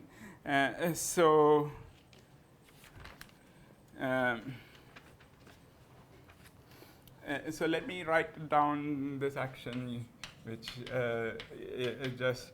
I will. So here I will just use a sort of a nonlinear sigma model type action. In fact, of the kind that people here have been looking at also yesterday. Sumangshu was saying.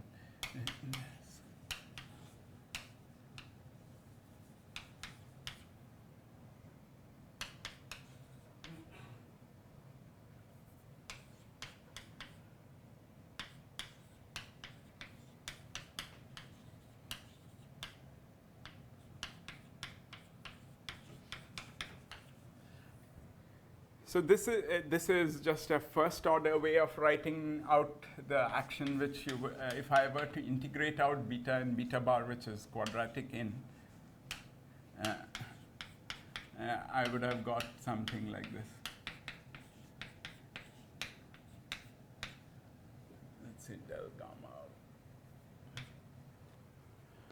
I would have got something like this, right? This would have given me this is what you would recognize. This is the radial direction, and gamma bar are just complex coordinates, x and x bar essentially, the sphere coordinates. So this is the Poincare metric for on AdS3. You can think of e to the 2 phi as sort of 1 over z square, whatever that, and then this is dz, and so this is just a different way of writing it, which is. But the gamma was not a standard kind of bosonic. This gamma was what? Which is gamma? It's the gamma of the boundary coordinate. Gamma and gamma bar. No, sorry, yeah. I should write it as del x bar maybe. I don't know. Yeah, I should just write it as x bar. Too many gammas and betas in this system. Yeah. So this is the x and x bar. So actually you notice one thing here which I had always this thing, but now I understand the I shouldn't have wiped that out because this is more transparent in this way of writing. This actually, I said it's like the metric, but actually it's not just the metric. It's the metric and the B field. And that's why you have only a del bar x, del x bar term, not a del x, del bar x bar term. That term, there'll be the G comes with a sum of these two and B comes with the difference of these two. So, and they are quantized in such a way that the sum actually has only this term. So you see, already there's a kind of a holomorphicity is preferred. You can see del bar x is 0 and del x bar is 0 sort of is. So there's the B field in a sense picks out a certain direction.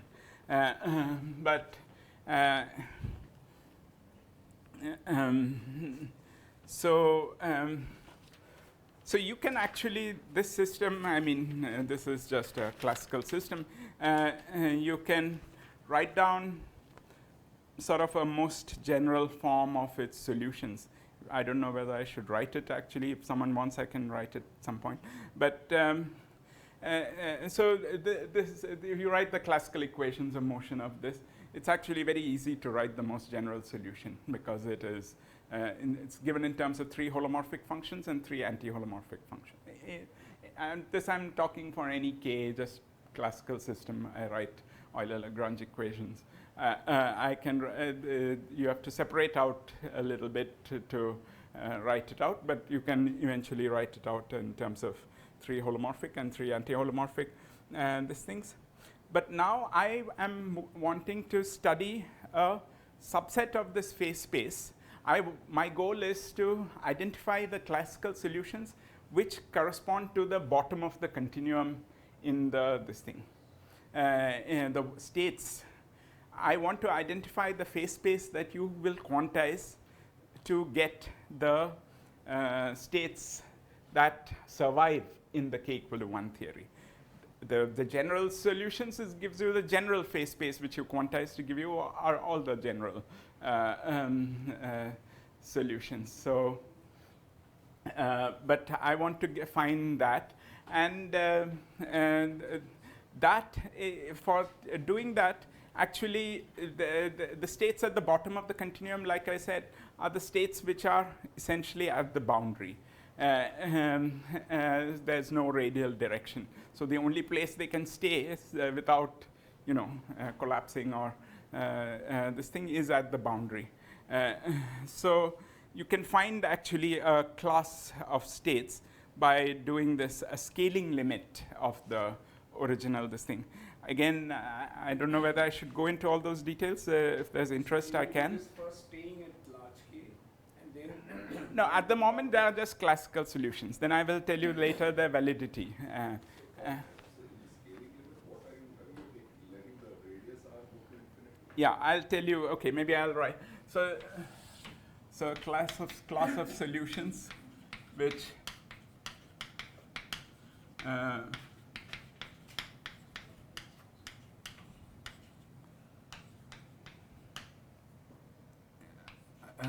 correspond to strings at the long strings at the boundary.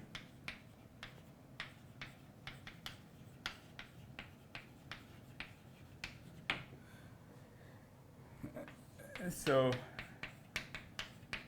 a classical solution, I have to specify phi, beta, and x. So let me write x of z. X of z is some x of z. I mean, so that's some any holomorphic function I can choose. Then beta of z is some other given in terms of holomorphic solutions like this, where I'll define and phi of z is actually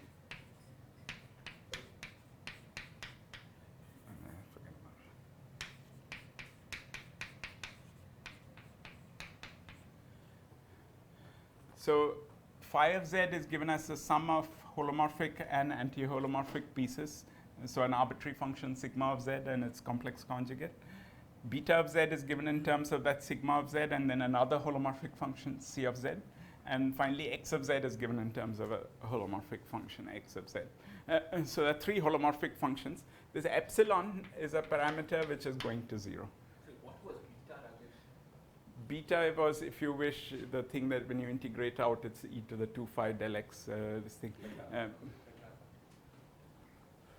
But it's a first order form which is more convenient to write the equations. Something like Euclidean distance from this capital R. Yeah, so epsilon is here, some cutoff over here. So that's the only place epsilon. I've taken a scaling limit such that the only place epsilon appears. I've taken a scaling limit of the most general solution, which involved a parameter epsilon, such that in the limit, these remain finite. Actually, away from that limit, x of z is not holomorphic. As you can see from the general solution, x will not be holomorphic. It can be expressed in terms of holomorphic functions, but x, beta will all not be holomorphic. But in this scaling limit, these become holomorphic functions, and phi becomes takes this particular form. You have this metric object inside your worldsheet, and in the limit, it's only the conformal structure survives. And the x of z, the beta of z, these are all conformal maps from the Riemann surface Yeah. to the boundary. Like there's no metric there. Yeah. It's only a conformal structure. Yeah. But there is an extra perturbation by these the anti-holomorphic guys, which allows you to push it slightly inside. Inside. Yeah. So where is K? Sorry. There's no k in this because this is classical solution. So I'm just k is. So can I think of the solution for capital phi as log of e to the power sigma times e to the power sigma bar divided by epsilon square? Yeah, e to the 2 phi, which is the radial coordinate, z square or whatever, that will have that behavior. Exactly. So what do you think? I mean, this part of it, do you really need just AdS or asymptotically AdS will you're pushing things out? Yeah, so I guess you would find in any asymptotic case, yes, also similar solutions you would probably find. That's good. This restriction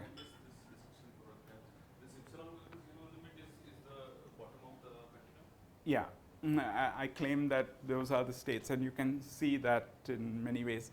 That the radial direction, epsilon actually is like the radial moment. I mean, can be related to the size in the radial direction. And this is like the only other parameter in the, I mean, the only parameter. No, I am going to take it to 0, and actually epsilon will appear nowhere in real sense, because in the, it will really. The general solution of this is just Yeah. parameterized by Three functions and this epsilon, but in a limiting sense. Yeah. Well, limiting sense only if you want the bottom of the continuum, right?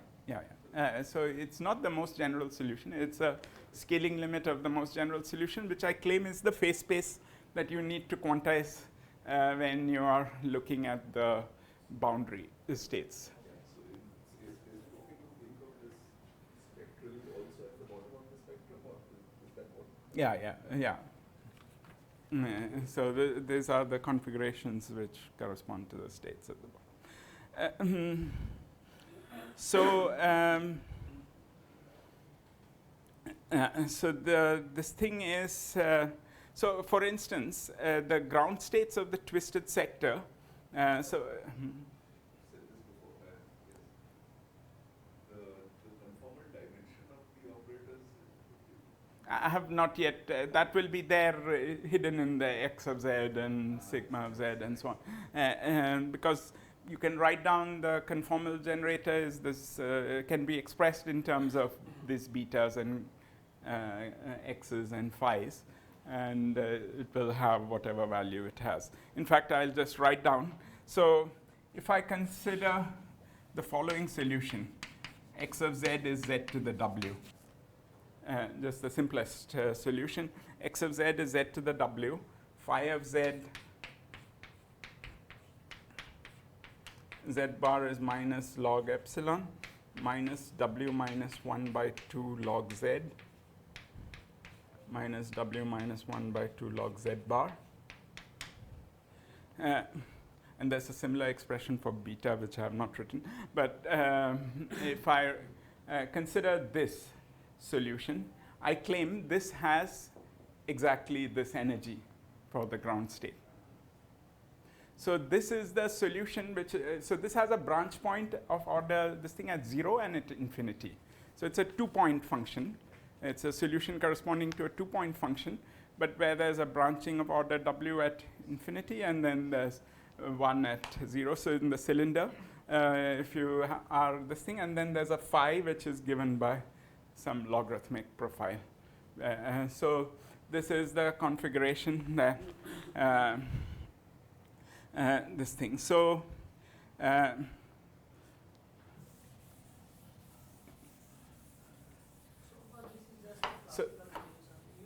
so I claim this is the solution which corresponds to, because I exhibited for you something which has the, in the winding sector W, which has the lowest energy. So I claim this is the classical solution that corresponds to the boundary conditions that you have when you insert this thing. So I will demand for an endpoint function, I will demand that I need a solution which obeys these boundary conditions near the insertions. Because these are the boundary conditions on the phi field and the z field near where a vertex operator, because corresponding to this ground states are inserted. Okay, and it's easy to write down that solution, and that solution. Sorry. If k is small enough, you need to take Let us talk about the quanta. I'm talking just about the classical solutions right now. So I'm saying there are classical solutions which correspond to these as the ground state. This thing, there's the analogs of that, and I claim that the classical solution corresponding to a general correlator must have these as the boundary conditions, because these are the boundary conditions for the insertion of the vertex operators. And these are also your covering maps? Almost. So this is right now I'm talking of a 2-point function, but now I'll talk for the endpoint function. So for the endpoint function,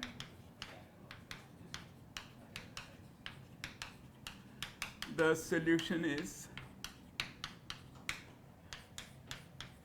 x of z is this gamma, this branch cover, which has these properties. So gamma of z is like xi.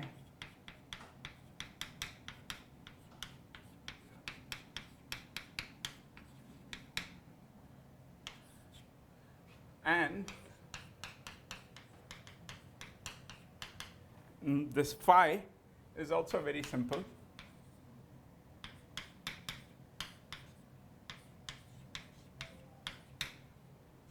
It's just given in terms of the log of the derivative of gamma whole square. You can check that in the vicinity of any zi, this will give you precisely this logarithmic behavior. So this is the classical solution, which is the global classical solution, which has the right properties for this thing. So del gamma is del gamma del z. Gamma is x, right? That's here. Oh, sorry. Yeah, gamma is this x. Yeah, that's right. This is the capital gamma. Capital gamma. So Rajesh, I've removed all the small gammas. So you're computing the partition function in some limit from the AdS side now, and you'll say the same computation. The correlators I'm trying to compute.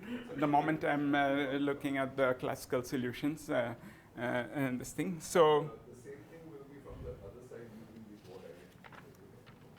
no, it'll also be from this side, as you will see. I mean, it's to buttress it in some sense. But yeah. Uh-huh. We saw that most of the AdS oscillators got cancelled. Yeah. So That's all at the quantum level, k equal to 1 and all that. None of that has gone in yet into this. yes, but that will help to do, even if k is 1, probably they will help. Yeah. That will help. Yeah, so I'm now making a claim that for k equal to, so now everyone has been asking about this thing. So this is our argument. It's a little hand waving, but I think it is correct. That look at this action. Of course, you trust the semi-classical approximation when k is large. But there's another place where you can trust the semi-classical approximation. That is when phi is at the boundary. So I think this would go to this piece. This is the only nonlinear piece in the whole this thing. So for this phase space of solutions, this term really drops out. So the rest of the theory is just quadratic. So the semi-classical approximation should be exact for this, meaning it's just a Gaussian theory for this. So yeah, so this term effectively goes to 0 for. But now, so the argument is in that sense a little indirect. So the argument is, okay, for k equal to 1, we independently know that only states at the bottom of the continuum contribute. What are the classical configurations that correspond to the states of the continuum? I claim it is these. But when you try to quantize on this space of configurations, this term doesn't contribute, and it is essentially a free theory. And the semi-classical solutions should be the ones that dominate the path integral and thus contribute to the path integral. Very much intuitive. This is Yeah, so just by this, perhaps you may feel, okay, yeah, it's okay, but it is. You never, that's why we did the more honest other calculation, which does a certain, but it will fall short in one aspect, which is what this will play a role in, which is the other nice thing, which that now, okay, so if you buy this argument, now you can look at what is the on-shell action for these configurations, for the solution that I just wrote down. Yeah. So in the large, the fact that you can, this path integral localizing the large k limit to the same locus essentially, right? What is that? For the same locus?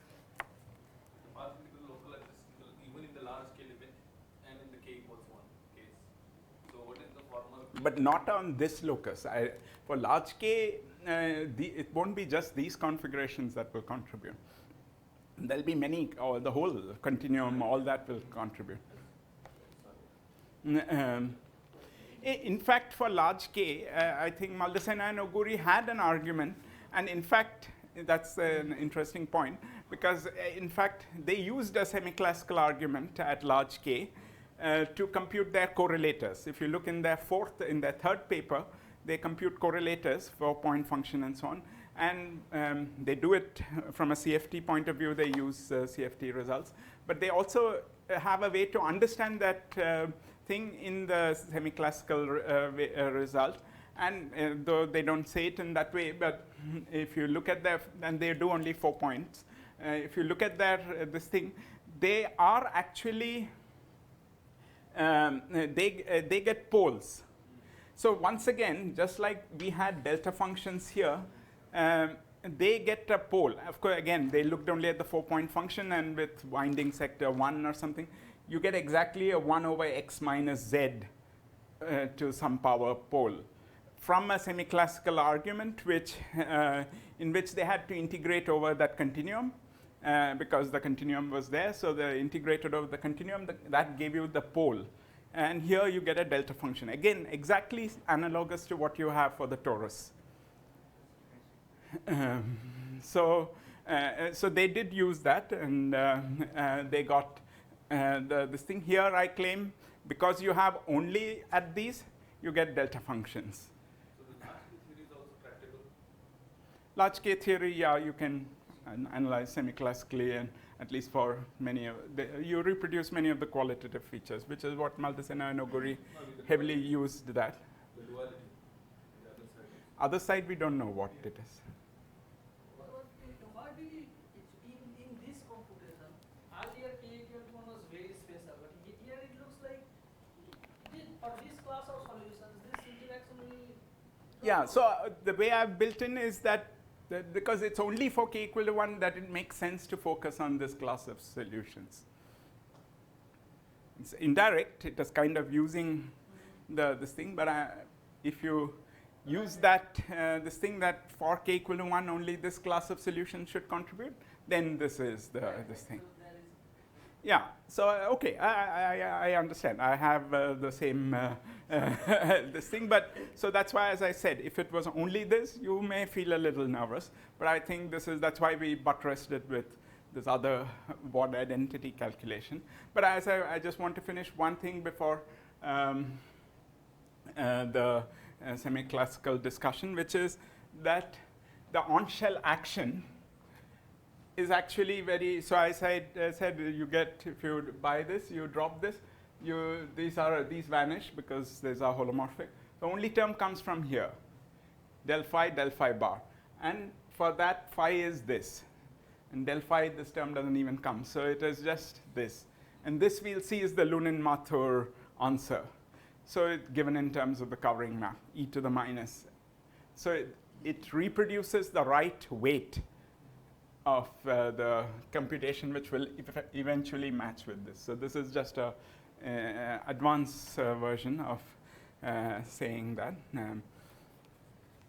So I think it is quite non-trivial as it is that this solution, which came out with this right form and had therefore the right Lunin-Mathur type of. Isn't it because if you've got a world sheet right at the boundary, then you look at the induced metric on the world sheet, phi is the y factor of that.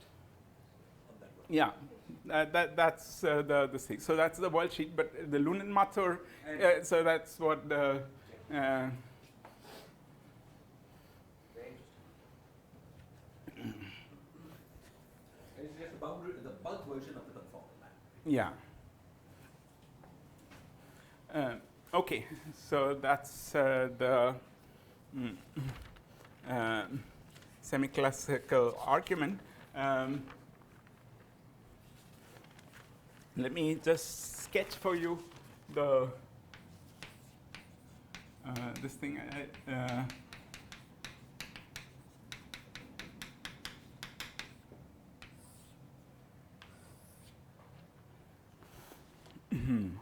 This string is never going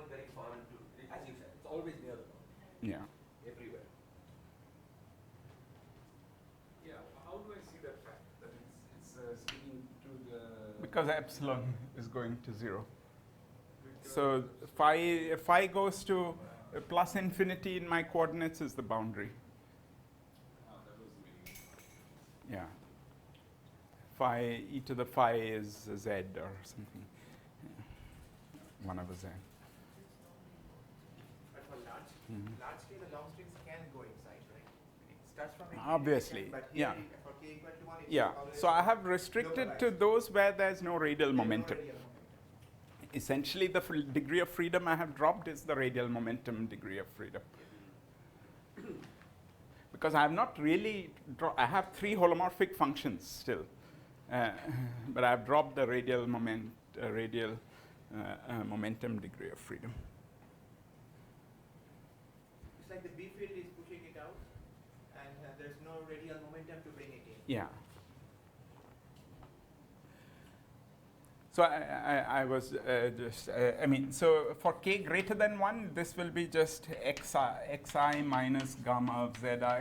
The same Maldacena-like argument will tell you that this is some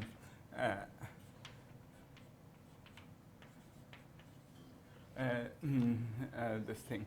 So for what I'm saying is that for this was for k, so I claim that k equal to 1, this is the behavior, but for k greater than 1, it is this behavior. This is the same thing. Like I wrote earlier, it's now there are singularities at this. And so you can go back to the Maldacena-Oguri paper and actually just redo their analysis, and you'll see that this is what, it's just and this thing of that. So that's another reason which makes you kind of feel this is correct. But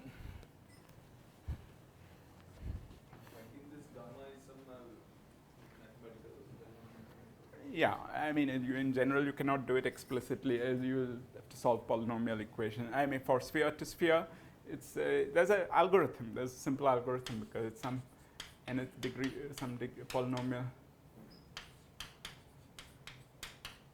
and then you fix the coefficients by demanding these conditions, and then it's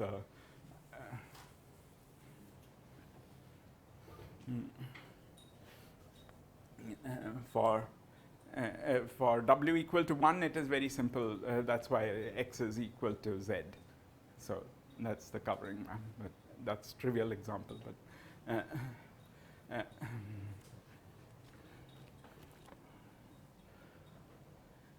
so yeah, so in a way to maybe put this more in a more rigorous footing, and because you don't, okay, this argument kind of said that, yeah, it should localize roughly on this space and so on, but it doesn't crisply tell you there are delta functions. And that's what the Ward identity actually shows, that the correlators must be proportional to delta functions and not say delta prime or something like that. It could be any, could have been any something that's localized, but so okay,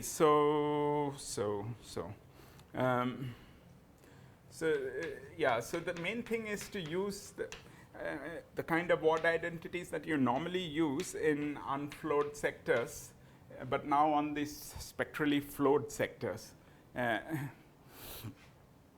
So the what is new, so these are affine primaries of the, but in the spectrally flowed representations. So normally if I had just gotten W was 0, these would have just, the 0 modes would have, is what I would get, the Ward identities. But now, because there are non-zero modes which don't annihilate it, you get a sum of terms.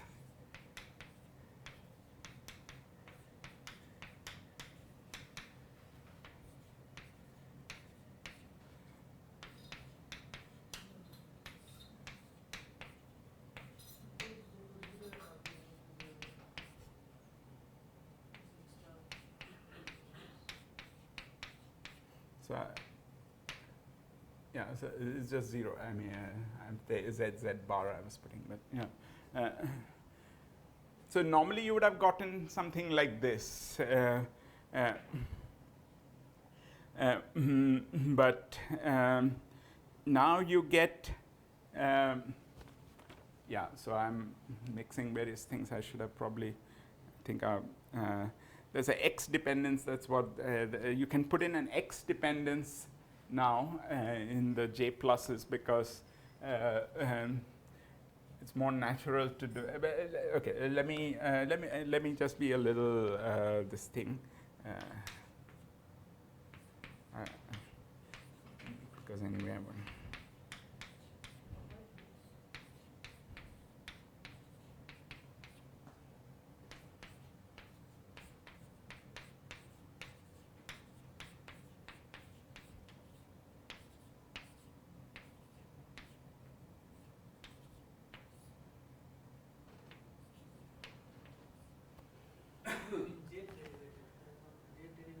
No, well, yeah, I mean, actually, you normally work with an X-dependent J you can define. So, yeah, so this is, let me just put it as J plus 0. J plus of X is basically this J with superscript X from your paper. Yeah. Because you can, because in space-time, these J's, of course, are the Lorentz, the SL2R generators in space-time. And that's why the J3 eigenvalue is H. But the J pluses and J minuses have this funny property that their first, some W number of modes don't annihilate it. So that's why these have singularities which are going all the way up to Z to the W plus 1 or something. Similarly, J minus, the spectral flow takes it the other way. So there are no singularities up to Z to the W minus 1. There are no non-singular terms all the way up to Z to the W minus 1.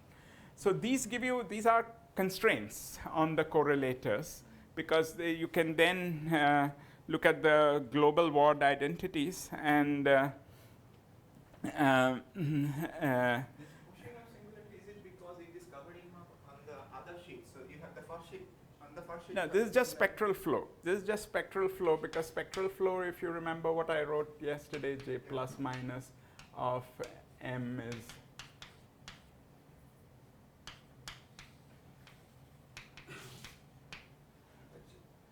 and so it's just the modes are shifted. So,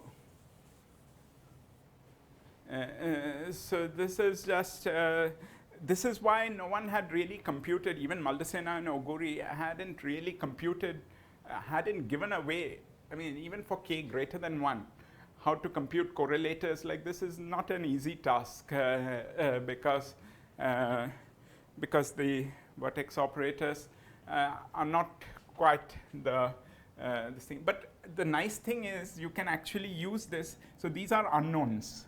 And then, but you can use the fact that these are 0 and so on, so that you get actually as many equations as unknowns, but they are W by W equations, and they become, I mean, so in general it's difficult to invert them, and one can study. What one finds is you can massage these equations, and this is what I will not go into, and you can look at the relevant sections in our paper. You can massage these equations into a form whereby you can derive these as some recursion relations for correlators with unintegrated correlators with different H's shifted and so on. You can so, but they are coupled kind of, they are recursion relations which are like a coupled system of equations. And I think it's, at least we couldn't find an easy general solution in that language. These are some more, much more complicated version of the equation example which you could word it. Yeah. So of course there you use null vectors also. This is not even that. This is just the 0 mode analog of the what you would normally have just gotten from the 0 mode, which we would have just told you the general form of the this thing. So it's like the 0th order word identities which are And this is also a problem, right? Is J acting on P, P minus 1, because we don't know what the topic is. exactly. So these are all unknowns here. But you have as many unknowns as you will have equations. Why don't we know what that object is? Yeah. Why do we know? Why don't we know what that object? That's just SL2R truth theory. I thought. No, these are the affine modes. There's something, I mean, they'll be related to V with different H's and so on, but that's what the whole thing you will solve. The recursion relations will end up giving you, I mean, you treat these as some unknowns and then you can, in the end, show that you can express them all in terms of V's with different shifted values of H's and so on. Could you show the counting once again? Why do you have omega cross omega equations? So basically, not omega cross omega, you get some omega cross omega matrix type of this thing, because there are essentially of order W unknowns here, and there'll be order W equations. Equations from here. Yeah. Still change the basic. Okay. Yeah, I mean, yeah. Yeah. That's what it is. Okay, but I mean, all I'm saying is that it's not an, at least people are welcome to look at it. It has some structure to it, and maybe there is a clever way to find a solution to it in general, which would be very useful, I think. But at least we couldn't find a general solution, but we could find a special solution, and that was, I think, this thing. So we couldn't find the most general solution, but we found that there is a special solution which occurs precisely when How many initial solutions does this recursion need? So for W equals 0, everything is fixed by. Yeah, for W equal to 0, everything is fixed. And I think that's enough. From there, you can work your way up, I think. Why do you say general or general solution is No, we haven't found it. for W equals 0? No, W equal to 0, there's nothing. Yeah, there's no. Recursion now takes that to higher W, right? No. Okay, there are two recursions. There are recursions for the H's when you shift. So you fix a W and then you solve this. W sector. Yeah, but then it helps. Okay, you can solve W equal to 1, then it will. No, it doesn't mix different W's. These are just within a fixed W. These equations don't mix different W. Even W the algebra is closed. Hmm? Even W the algebra is closed. Yeah. So what we could find is that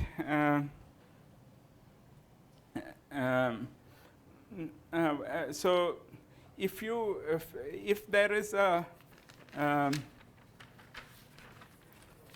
it's a very funny condition which we don't completely understand, that if summation ji I equal to 1 to n is equal to k by 2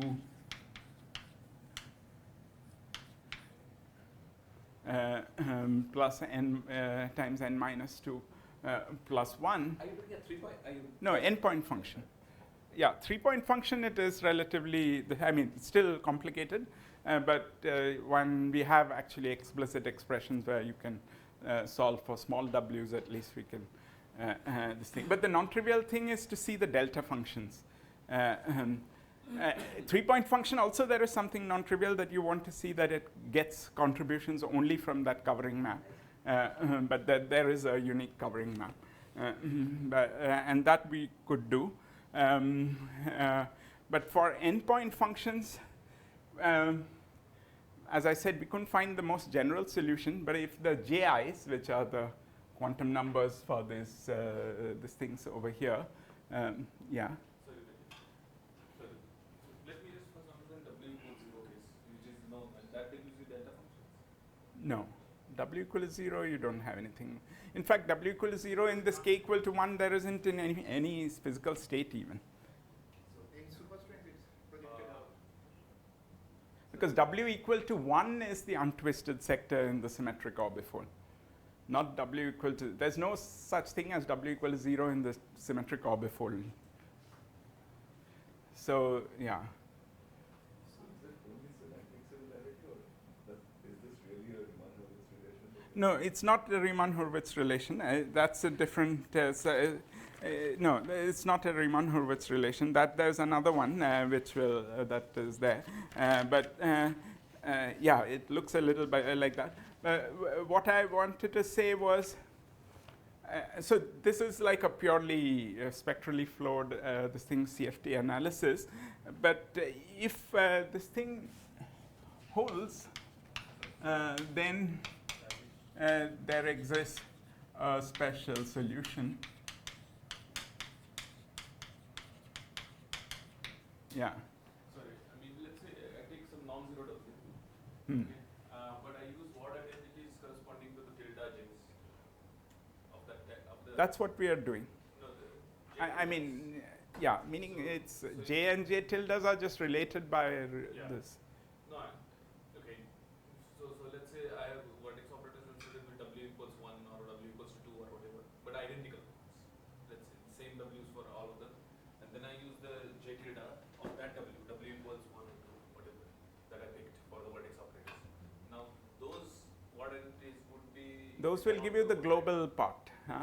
Those would be the canonical word identities, Yeah. right? Yeah. And then the equations for that should be found using whatever the KZ equation or whatever, right? Yeah, that is the global piece which will tell you the X, the Z dependencies and so on of But the. does that have delta functions? No, it doesn't. But I thought that, so maybe I'm totally not understanding this. Huh. I thought this correlator is to have a delta function, Yes. but this does not have a delta function. No, for an endpoint function, for like a 4-point function, the global identities don't fix you up to that cross ratio and so on, right? I mean, they don't tell you anything more. It doesn't tell you that cross ratio, it could be any function of the cross ratio. We are saying it's a delta function of the cross ratio. No, but he's trying to get it using the sublogical. Can I not You mean null vectors? Null vectors we haven't looked at because they are more complicated. Yeah. In fact, I think in general they become higher order equations, if I'm not mistaken. But we haven't looked at those. Maybe there is some way to. But this would be like a standard Kuznets-Zamorodchikov problem, right? Because you just work with W equals to 2 for everything. So then you might as well work with W equals 0, right? Maybe I'm not understanding this W. Is this correct? Because it's just outer automorphism. So if I just use W equals to 2 for vertex operators as well as the J tildes, then it's like the standard thing without no spectral. Yeah, you have to only be very careful, and this is the part which I did in this thing, that you have to actually put in this X dependence, which is how it ties the space-time supersymmetry to the space-time symmetry to the world sheet, because you actually define this X-dependent thing, which is a conjugation by e to the X. This X is actually some e to the X. You translate in the, so it's it is these correlators, you see, which have X's and Z's. These are the ones which will have the delta functions. If you work in a wrong basis, you will not see this. The delta function is coming when you work in this basis. So then you have to sort of define the, so what we do is to define the generators which incorporate that X dependence. Space rather than the momentum space. Yeah, the J basis instead of the J. So, yeah.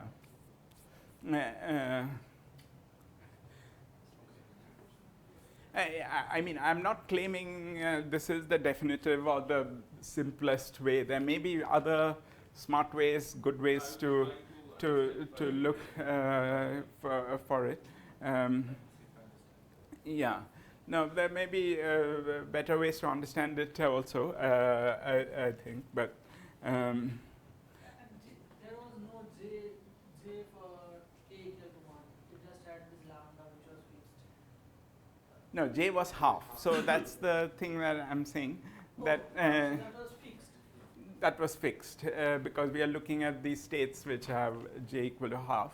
at the bottom of the continuum. So the states which have j equal to half, this condition is automatically satisfied for n for all n. So Wait, how many conformal blocks do you have for 4 of your objects? Say I take 4.1. Is the space of conformal blocks finite or infinite dimensional?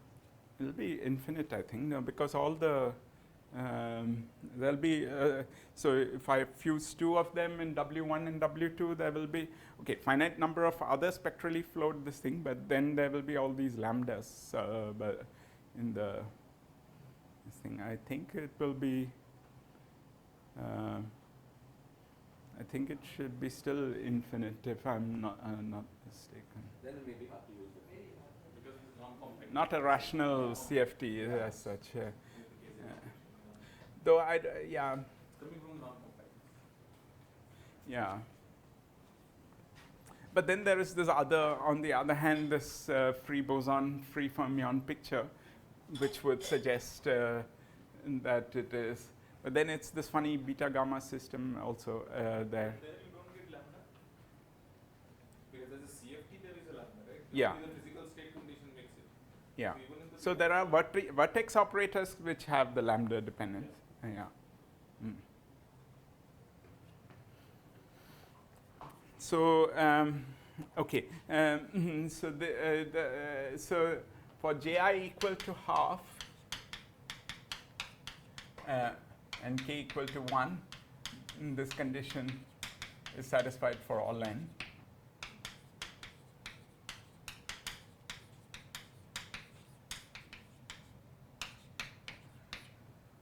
And so when this condition is satisfied, what one can show is that this correlator, the unintegrated correlator, is proportional to some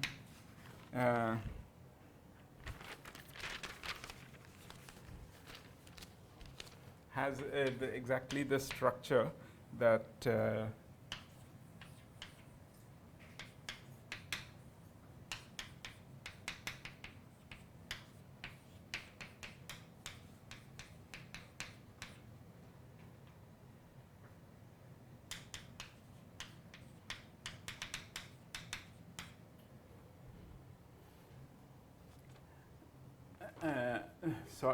so what we claim is that there is a special solution of those recursion relations where the v's are proportional to these delta functions, and in fact the proportionality factors here have a special there is a special piece that you can pull out of the proportion and the proportionality, which has to do with these AI gammas are actually these coefficients near around each of these branch points. And but the non-trivial thing is that there is this, and that you can you sum over all gammas which are covering maps, namely maps which obey this property. So it's a very non-obvious solution, and it is just because we were looking for it, we actually found it, found that it satisfies it in a very non-trivial way, the recursion relations. And in fact, you get derivatives of delta function, but then they cancel with x times, they come with like, you get x times delta prime of x, which is related to delta of x. So you get it solves the recursion relations in a very non-trivial way, and you need to have guessed that there is a covering map. All these notions somehow just come out of it. So it's not it's a little bit magic, and as I said, it's because we were looking for such a solution that we found it, and proof of it is also the proof that it satisfies it is a little non-trivial, like I said, but it is there, and recently Lawrence actually generalized that to the case with higher genus, which is even more non-trivial. That all the word entities now you get some not only W, but there are some genus G, because there are all these genus G, some unknowns from all the cycles. So you get all that, then you still get a 3G minus 3 plus n delta functions. So What about the other solutions that you? we couldn't find any other solutions. It doesn't mean they don't exist. Presumably they will exist corresponding to like the singular ones and so on, but from the ward identities. But this is a solution that holds, so our ward identities are true for any k, any j, but when this condition holds, then there exists this special solution. And this condition comes in various ways, in various places, and somehow we don't understand the meaning of this condition also very well, except that it satisfies the The solutions you're getting for these large numbers, they are dependent on these quantum numbers of omega 1 to omega n, right? yeah, that is built in here. No, but my question is, I mean, is there some kind of, see, when you increase these quantum numbers, then the number of solutions will presumably become larger and larger. Yeah. Yes. Is there some distribution that you have some idea of how it's distributed on the moduli space of No, I would like to know. I mean, because presumably becomes more and more dense is my. yes. I mean, so there are all kinds of Diophantine statements about that. I mean, say in the simplest case, SL2Z, I mean, take plain unit disk mod SL2Z. Okay. These things have been sort of, then you would be able to, at least for large numbers, you would be able to get a more more approximate estimate. Yeah, I would imagine that there is some limit in which it sort of fills up the moduli space, or at least it is approximated by an integral on the moduli space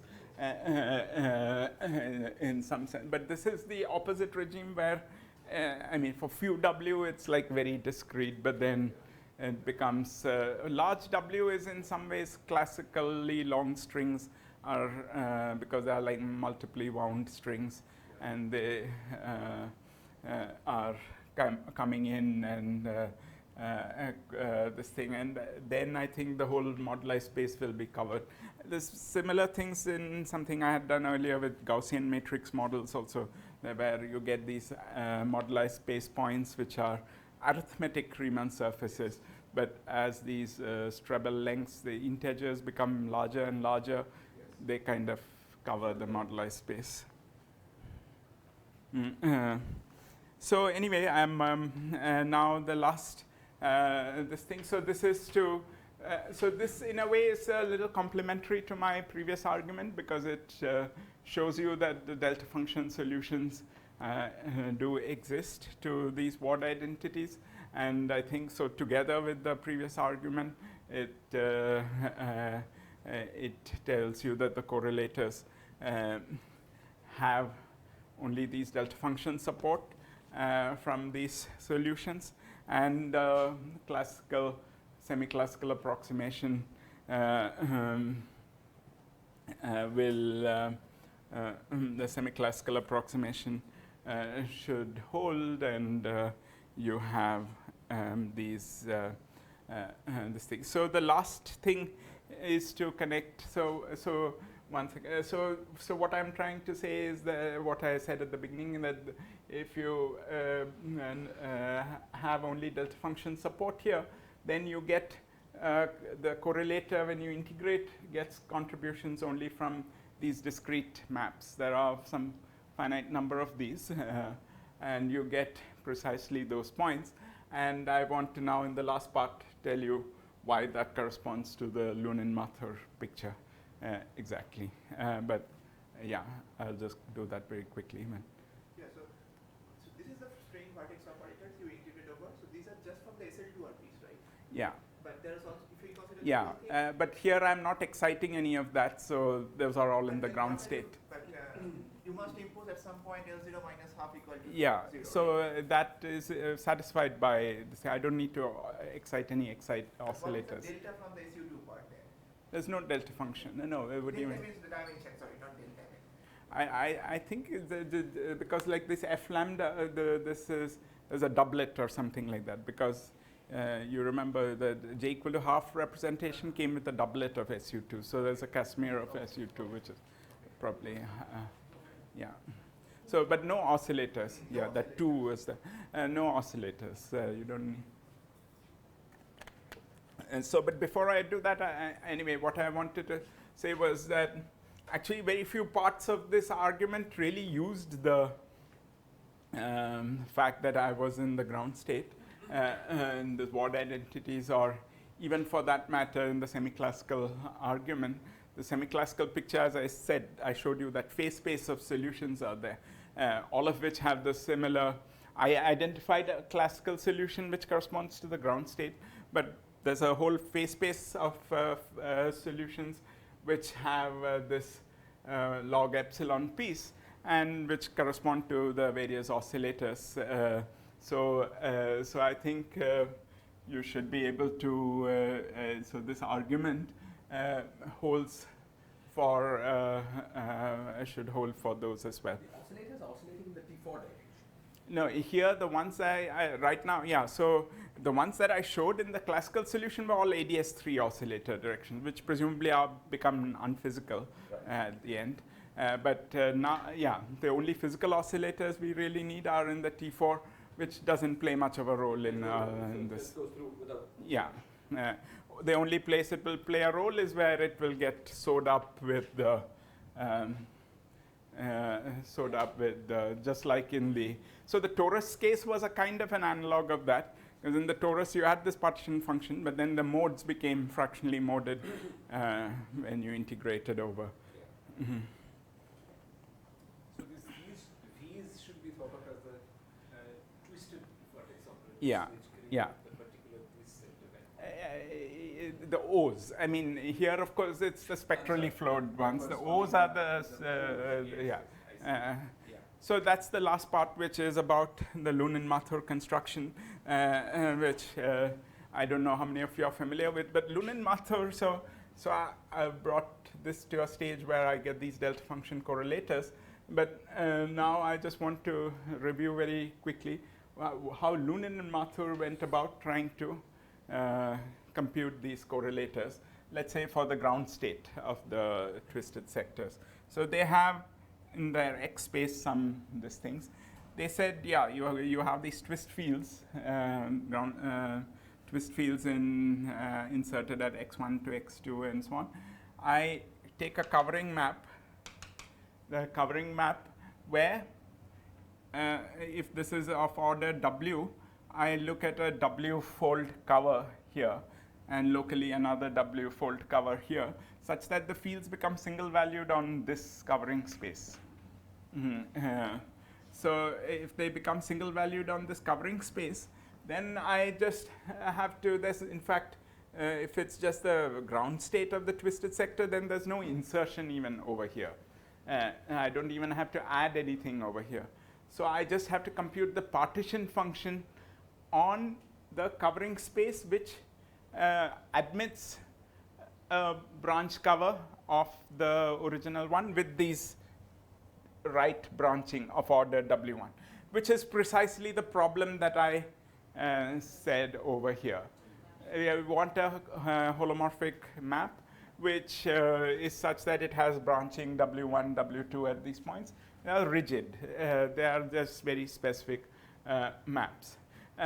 So what Lunin-Mathur then just said was that, so I'm just saying it in words, the computation of a correlator like this amounts to, let's say, if these are the ground states, just amounts to computing a partition function on this space, but now of a T4 theory. So supposing you had a T4 to the n mod Sn theory, now you have only one copy of T4, but it's on this higher genus surface in general, or whatever, bigger, this other covering space, but it's only one copy of T4, no insertions, but there is this covering map gamma.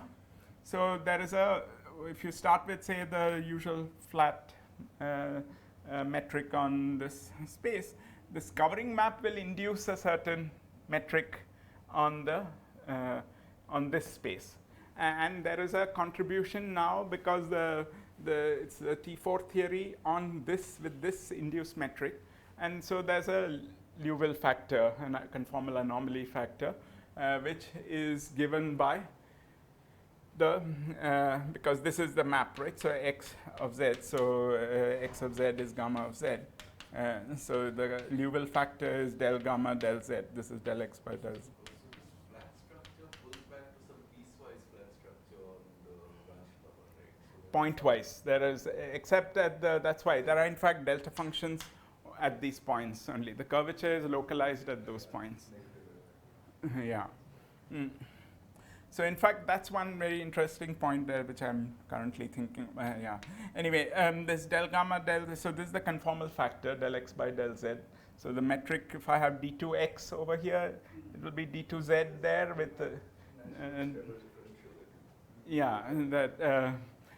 So you have del gamma del z, and so the Weil factor here is precisely log of del gamma del z. That's what yeah, so this was their intuition. They had speculated that, you know, this covering space acts like a world sheet. But of course, it was a little strange because there, the world sheet, you normally sum over everything. But here you are learning that you don't sum over. I mean, the world sheet gets contributions only from those world sheet path integral gets contributions precisely from those path integral. So if there, and so it bears out their picture, but in a very unusual way. The fact that it is only those ones which really appear in the string theory path integral are precisely these things. So in a way, yeah, so it's a kind of makes, it tautologizes the AdS CFT in some sense, at least in this case, because you just reduce it to the same computation. It's just a T4 path integral, which is what you would do on the world sheet. You would compute a T4 path integral. Because everything in this sector, in this theory, is living at the boundary. Yeah. Nothing's coming in. Yeah. Plus the boundary field theory is CFT2, and the world sheet is also CFT2. That helped. That helped, of course, and how it generalizes is something this thing. So obviously the features will be different for higher dimensional cases. Eventually, when you book the covering space, Yeah. For this boundary field theory, it's an identity map. Then from those z's to the world sheet z's is the same. I mean, you didn't have to. This is the world sheet. Yeah. No. Huh? No, I'm saying that. This is gamma. This is a non-trivial map. No, I'm saying that if you start from the Liouville-Mathur approach, then you have the symmetric product stuff. So that's the boundary field theory, and then you go to covering space. According to them, the Z should also have been thought of as something belonging to the boundary field theory. Yeah, but it is the world sheet actually embedded on the boundary. Yeah, so I mean, the map is like that. These Z's are the same as the Yeah. world sheet Z. So it's the world sheet which is wrapping the boundary. So that's something very specific to AdS3 CFT2. Yeah, whatever. Yeah, I mean, no, definitely it works most nicely, I think, over here. But I think there probably are lessons for the higher dimensional case. But yeah. So this branch cover that you're getting is from a map from this boundary T1 into the symmetric product of Sorry. So this is the CFT that's living over here is T4 to the n mod Sn, and here it's just a T4 because you have n copies. So there's an n-fold cover in some sense. what you're thinking of is you look at a map from this, so from this ground Euclidean or sphere into that symmetric thing.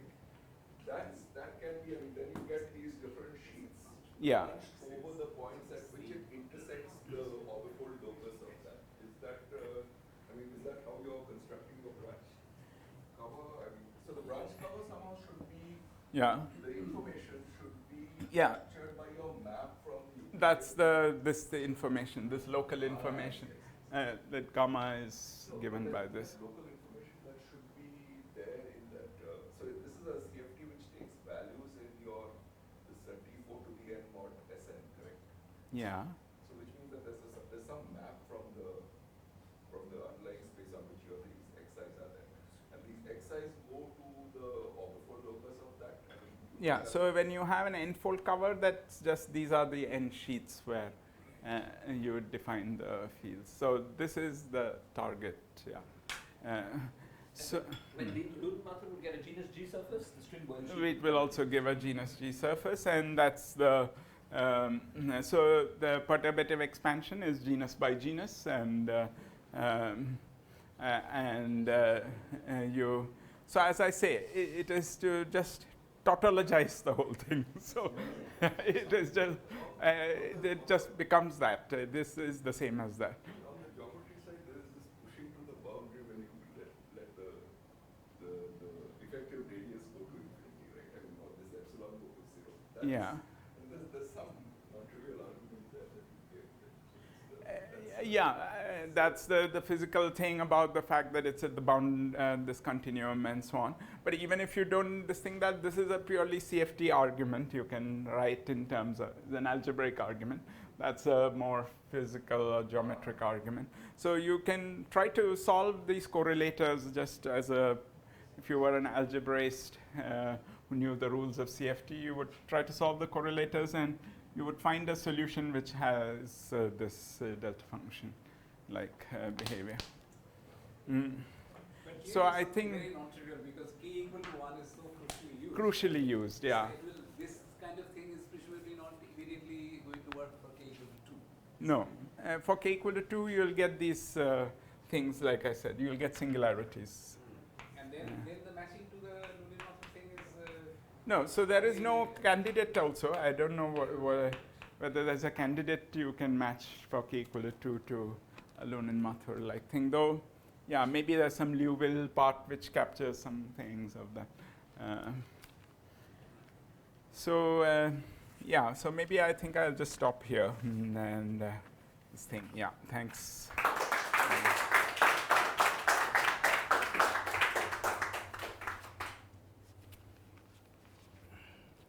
Questions? Everyone is being talked out for whatever 3 hours. Since we have asked so few questions. Direct proof in this context. Yeah, we need to clean up things. I mean, the words proof and all are a little scary. So I call it deriving or this thing or whatever. But yeah, and I think, but I think the things I'm a little dissatisfied with the fact that this is a hybrid argument where we are sort of opportunistically using various things to argue for this thing. It would be nice to do it in a uniform way by starting with a definition of the world sheet theory as this free field construction theory, and then everything we shouldn't have to do word identity, semi-classical analysis, this, that, so you just compute things and you get these delta functions and you get delta functions, okay, they're there and that's what it is, the other side. So in the case of k greater than 1, there will be marginal deformations of the d4 to the power n mod Sn that will give you the original, the dual CFT. Could you comment on what kind of marginal deformations, some rough arguments, some rough ranges? For k greater than 1, K equal to 1, I have the orbifold structure. you mean what are the marginal deformations there? Marginal deformations will give me some. Even at k equals 1, there are marginal deformations. Yeah. Right. So the symmetric product, whatever they are there, they are all there. And but the marginal deformations, all are BPS, I thought. No, isn't that true for even for so larger k? It's the same set of marginal deformations. I mean, because in D1D5 it certainly was. Yeah. So because in the supergravity, I think you see the same marginal deformations. And still a little, yeah. So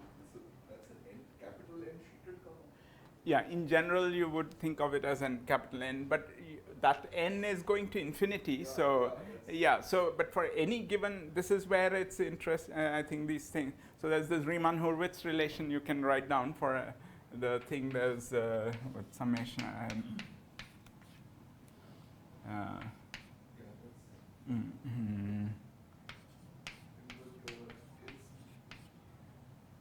think.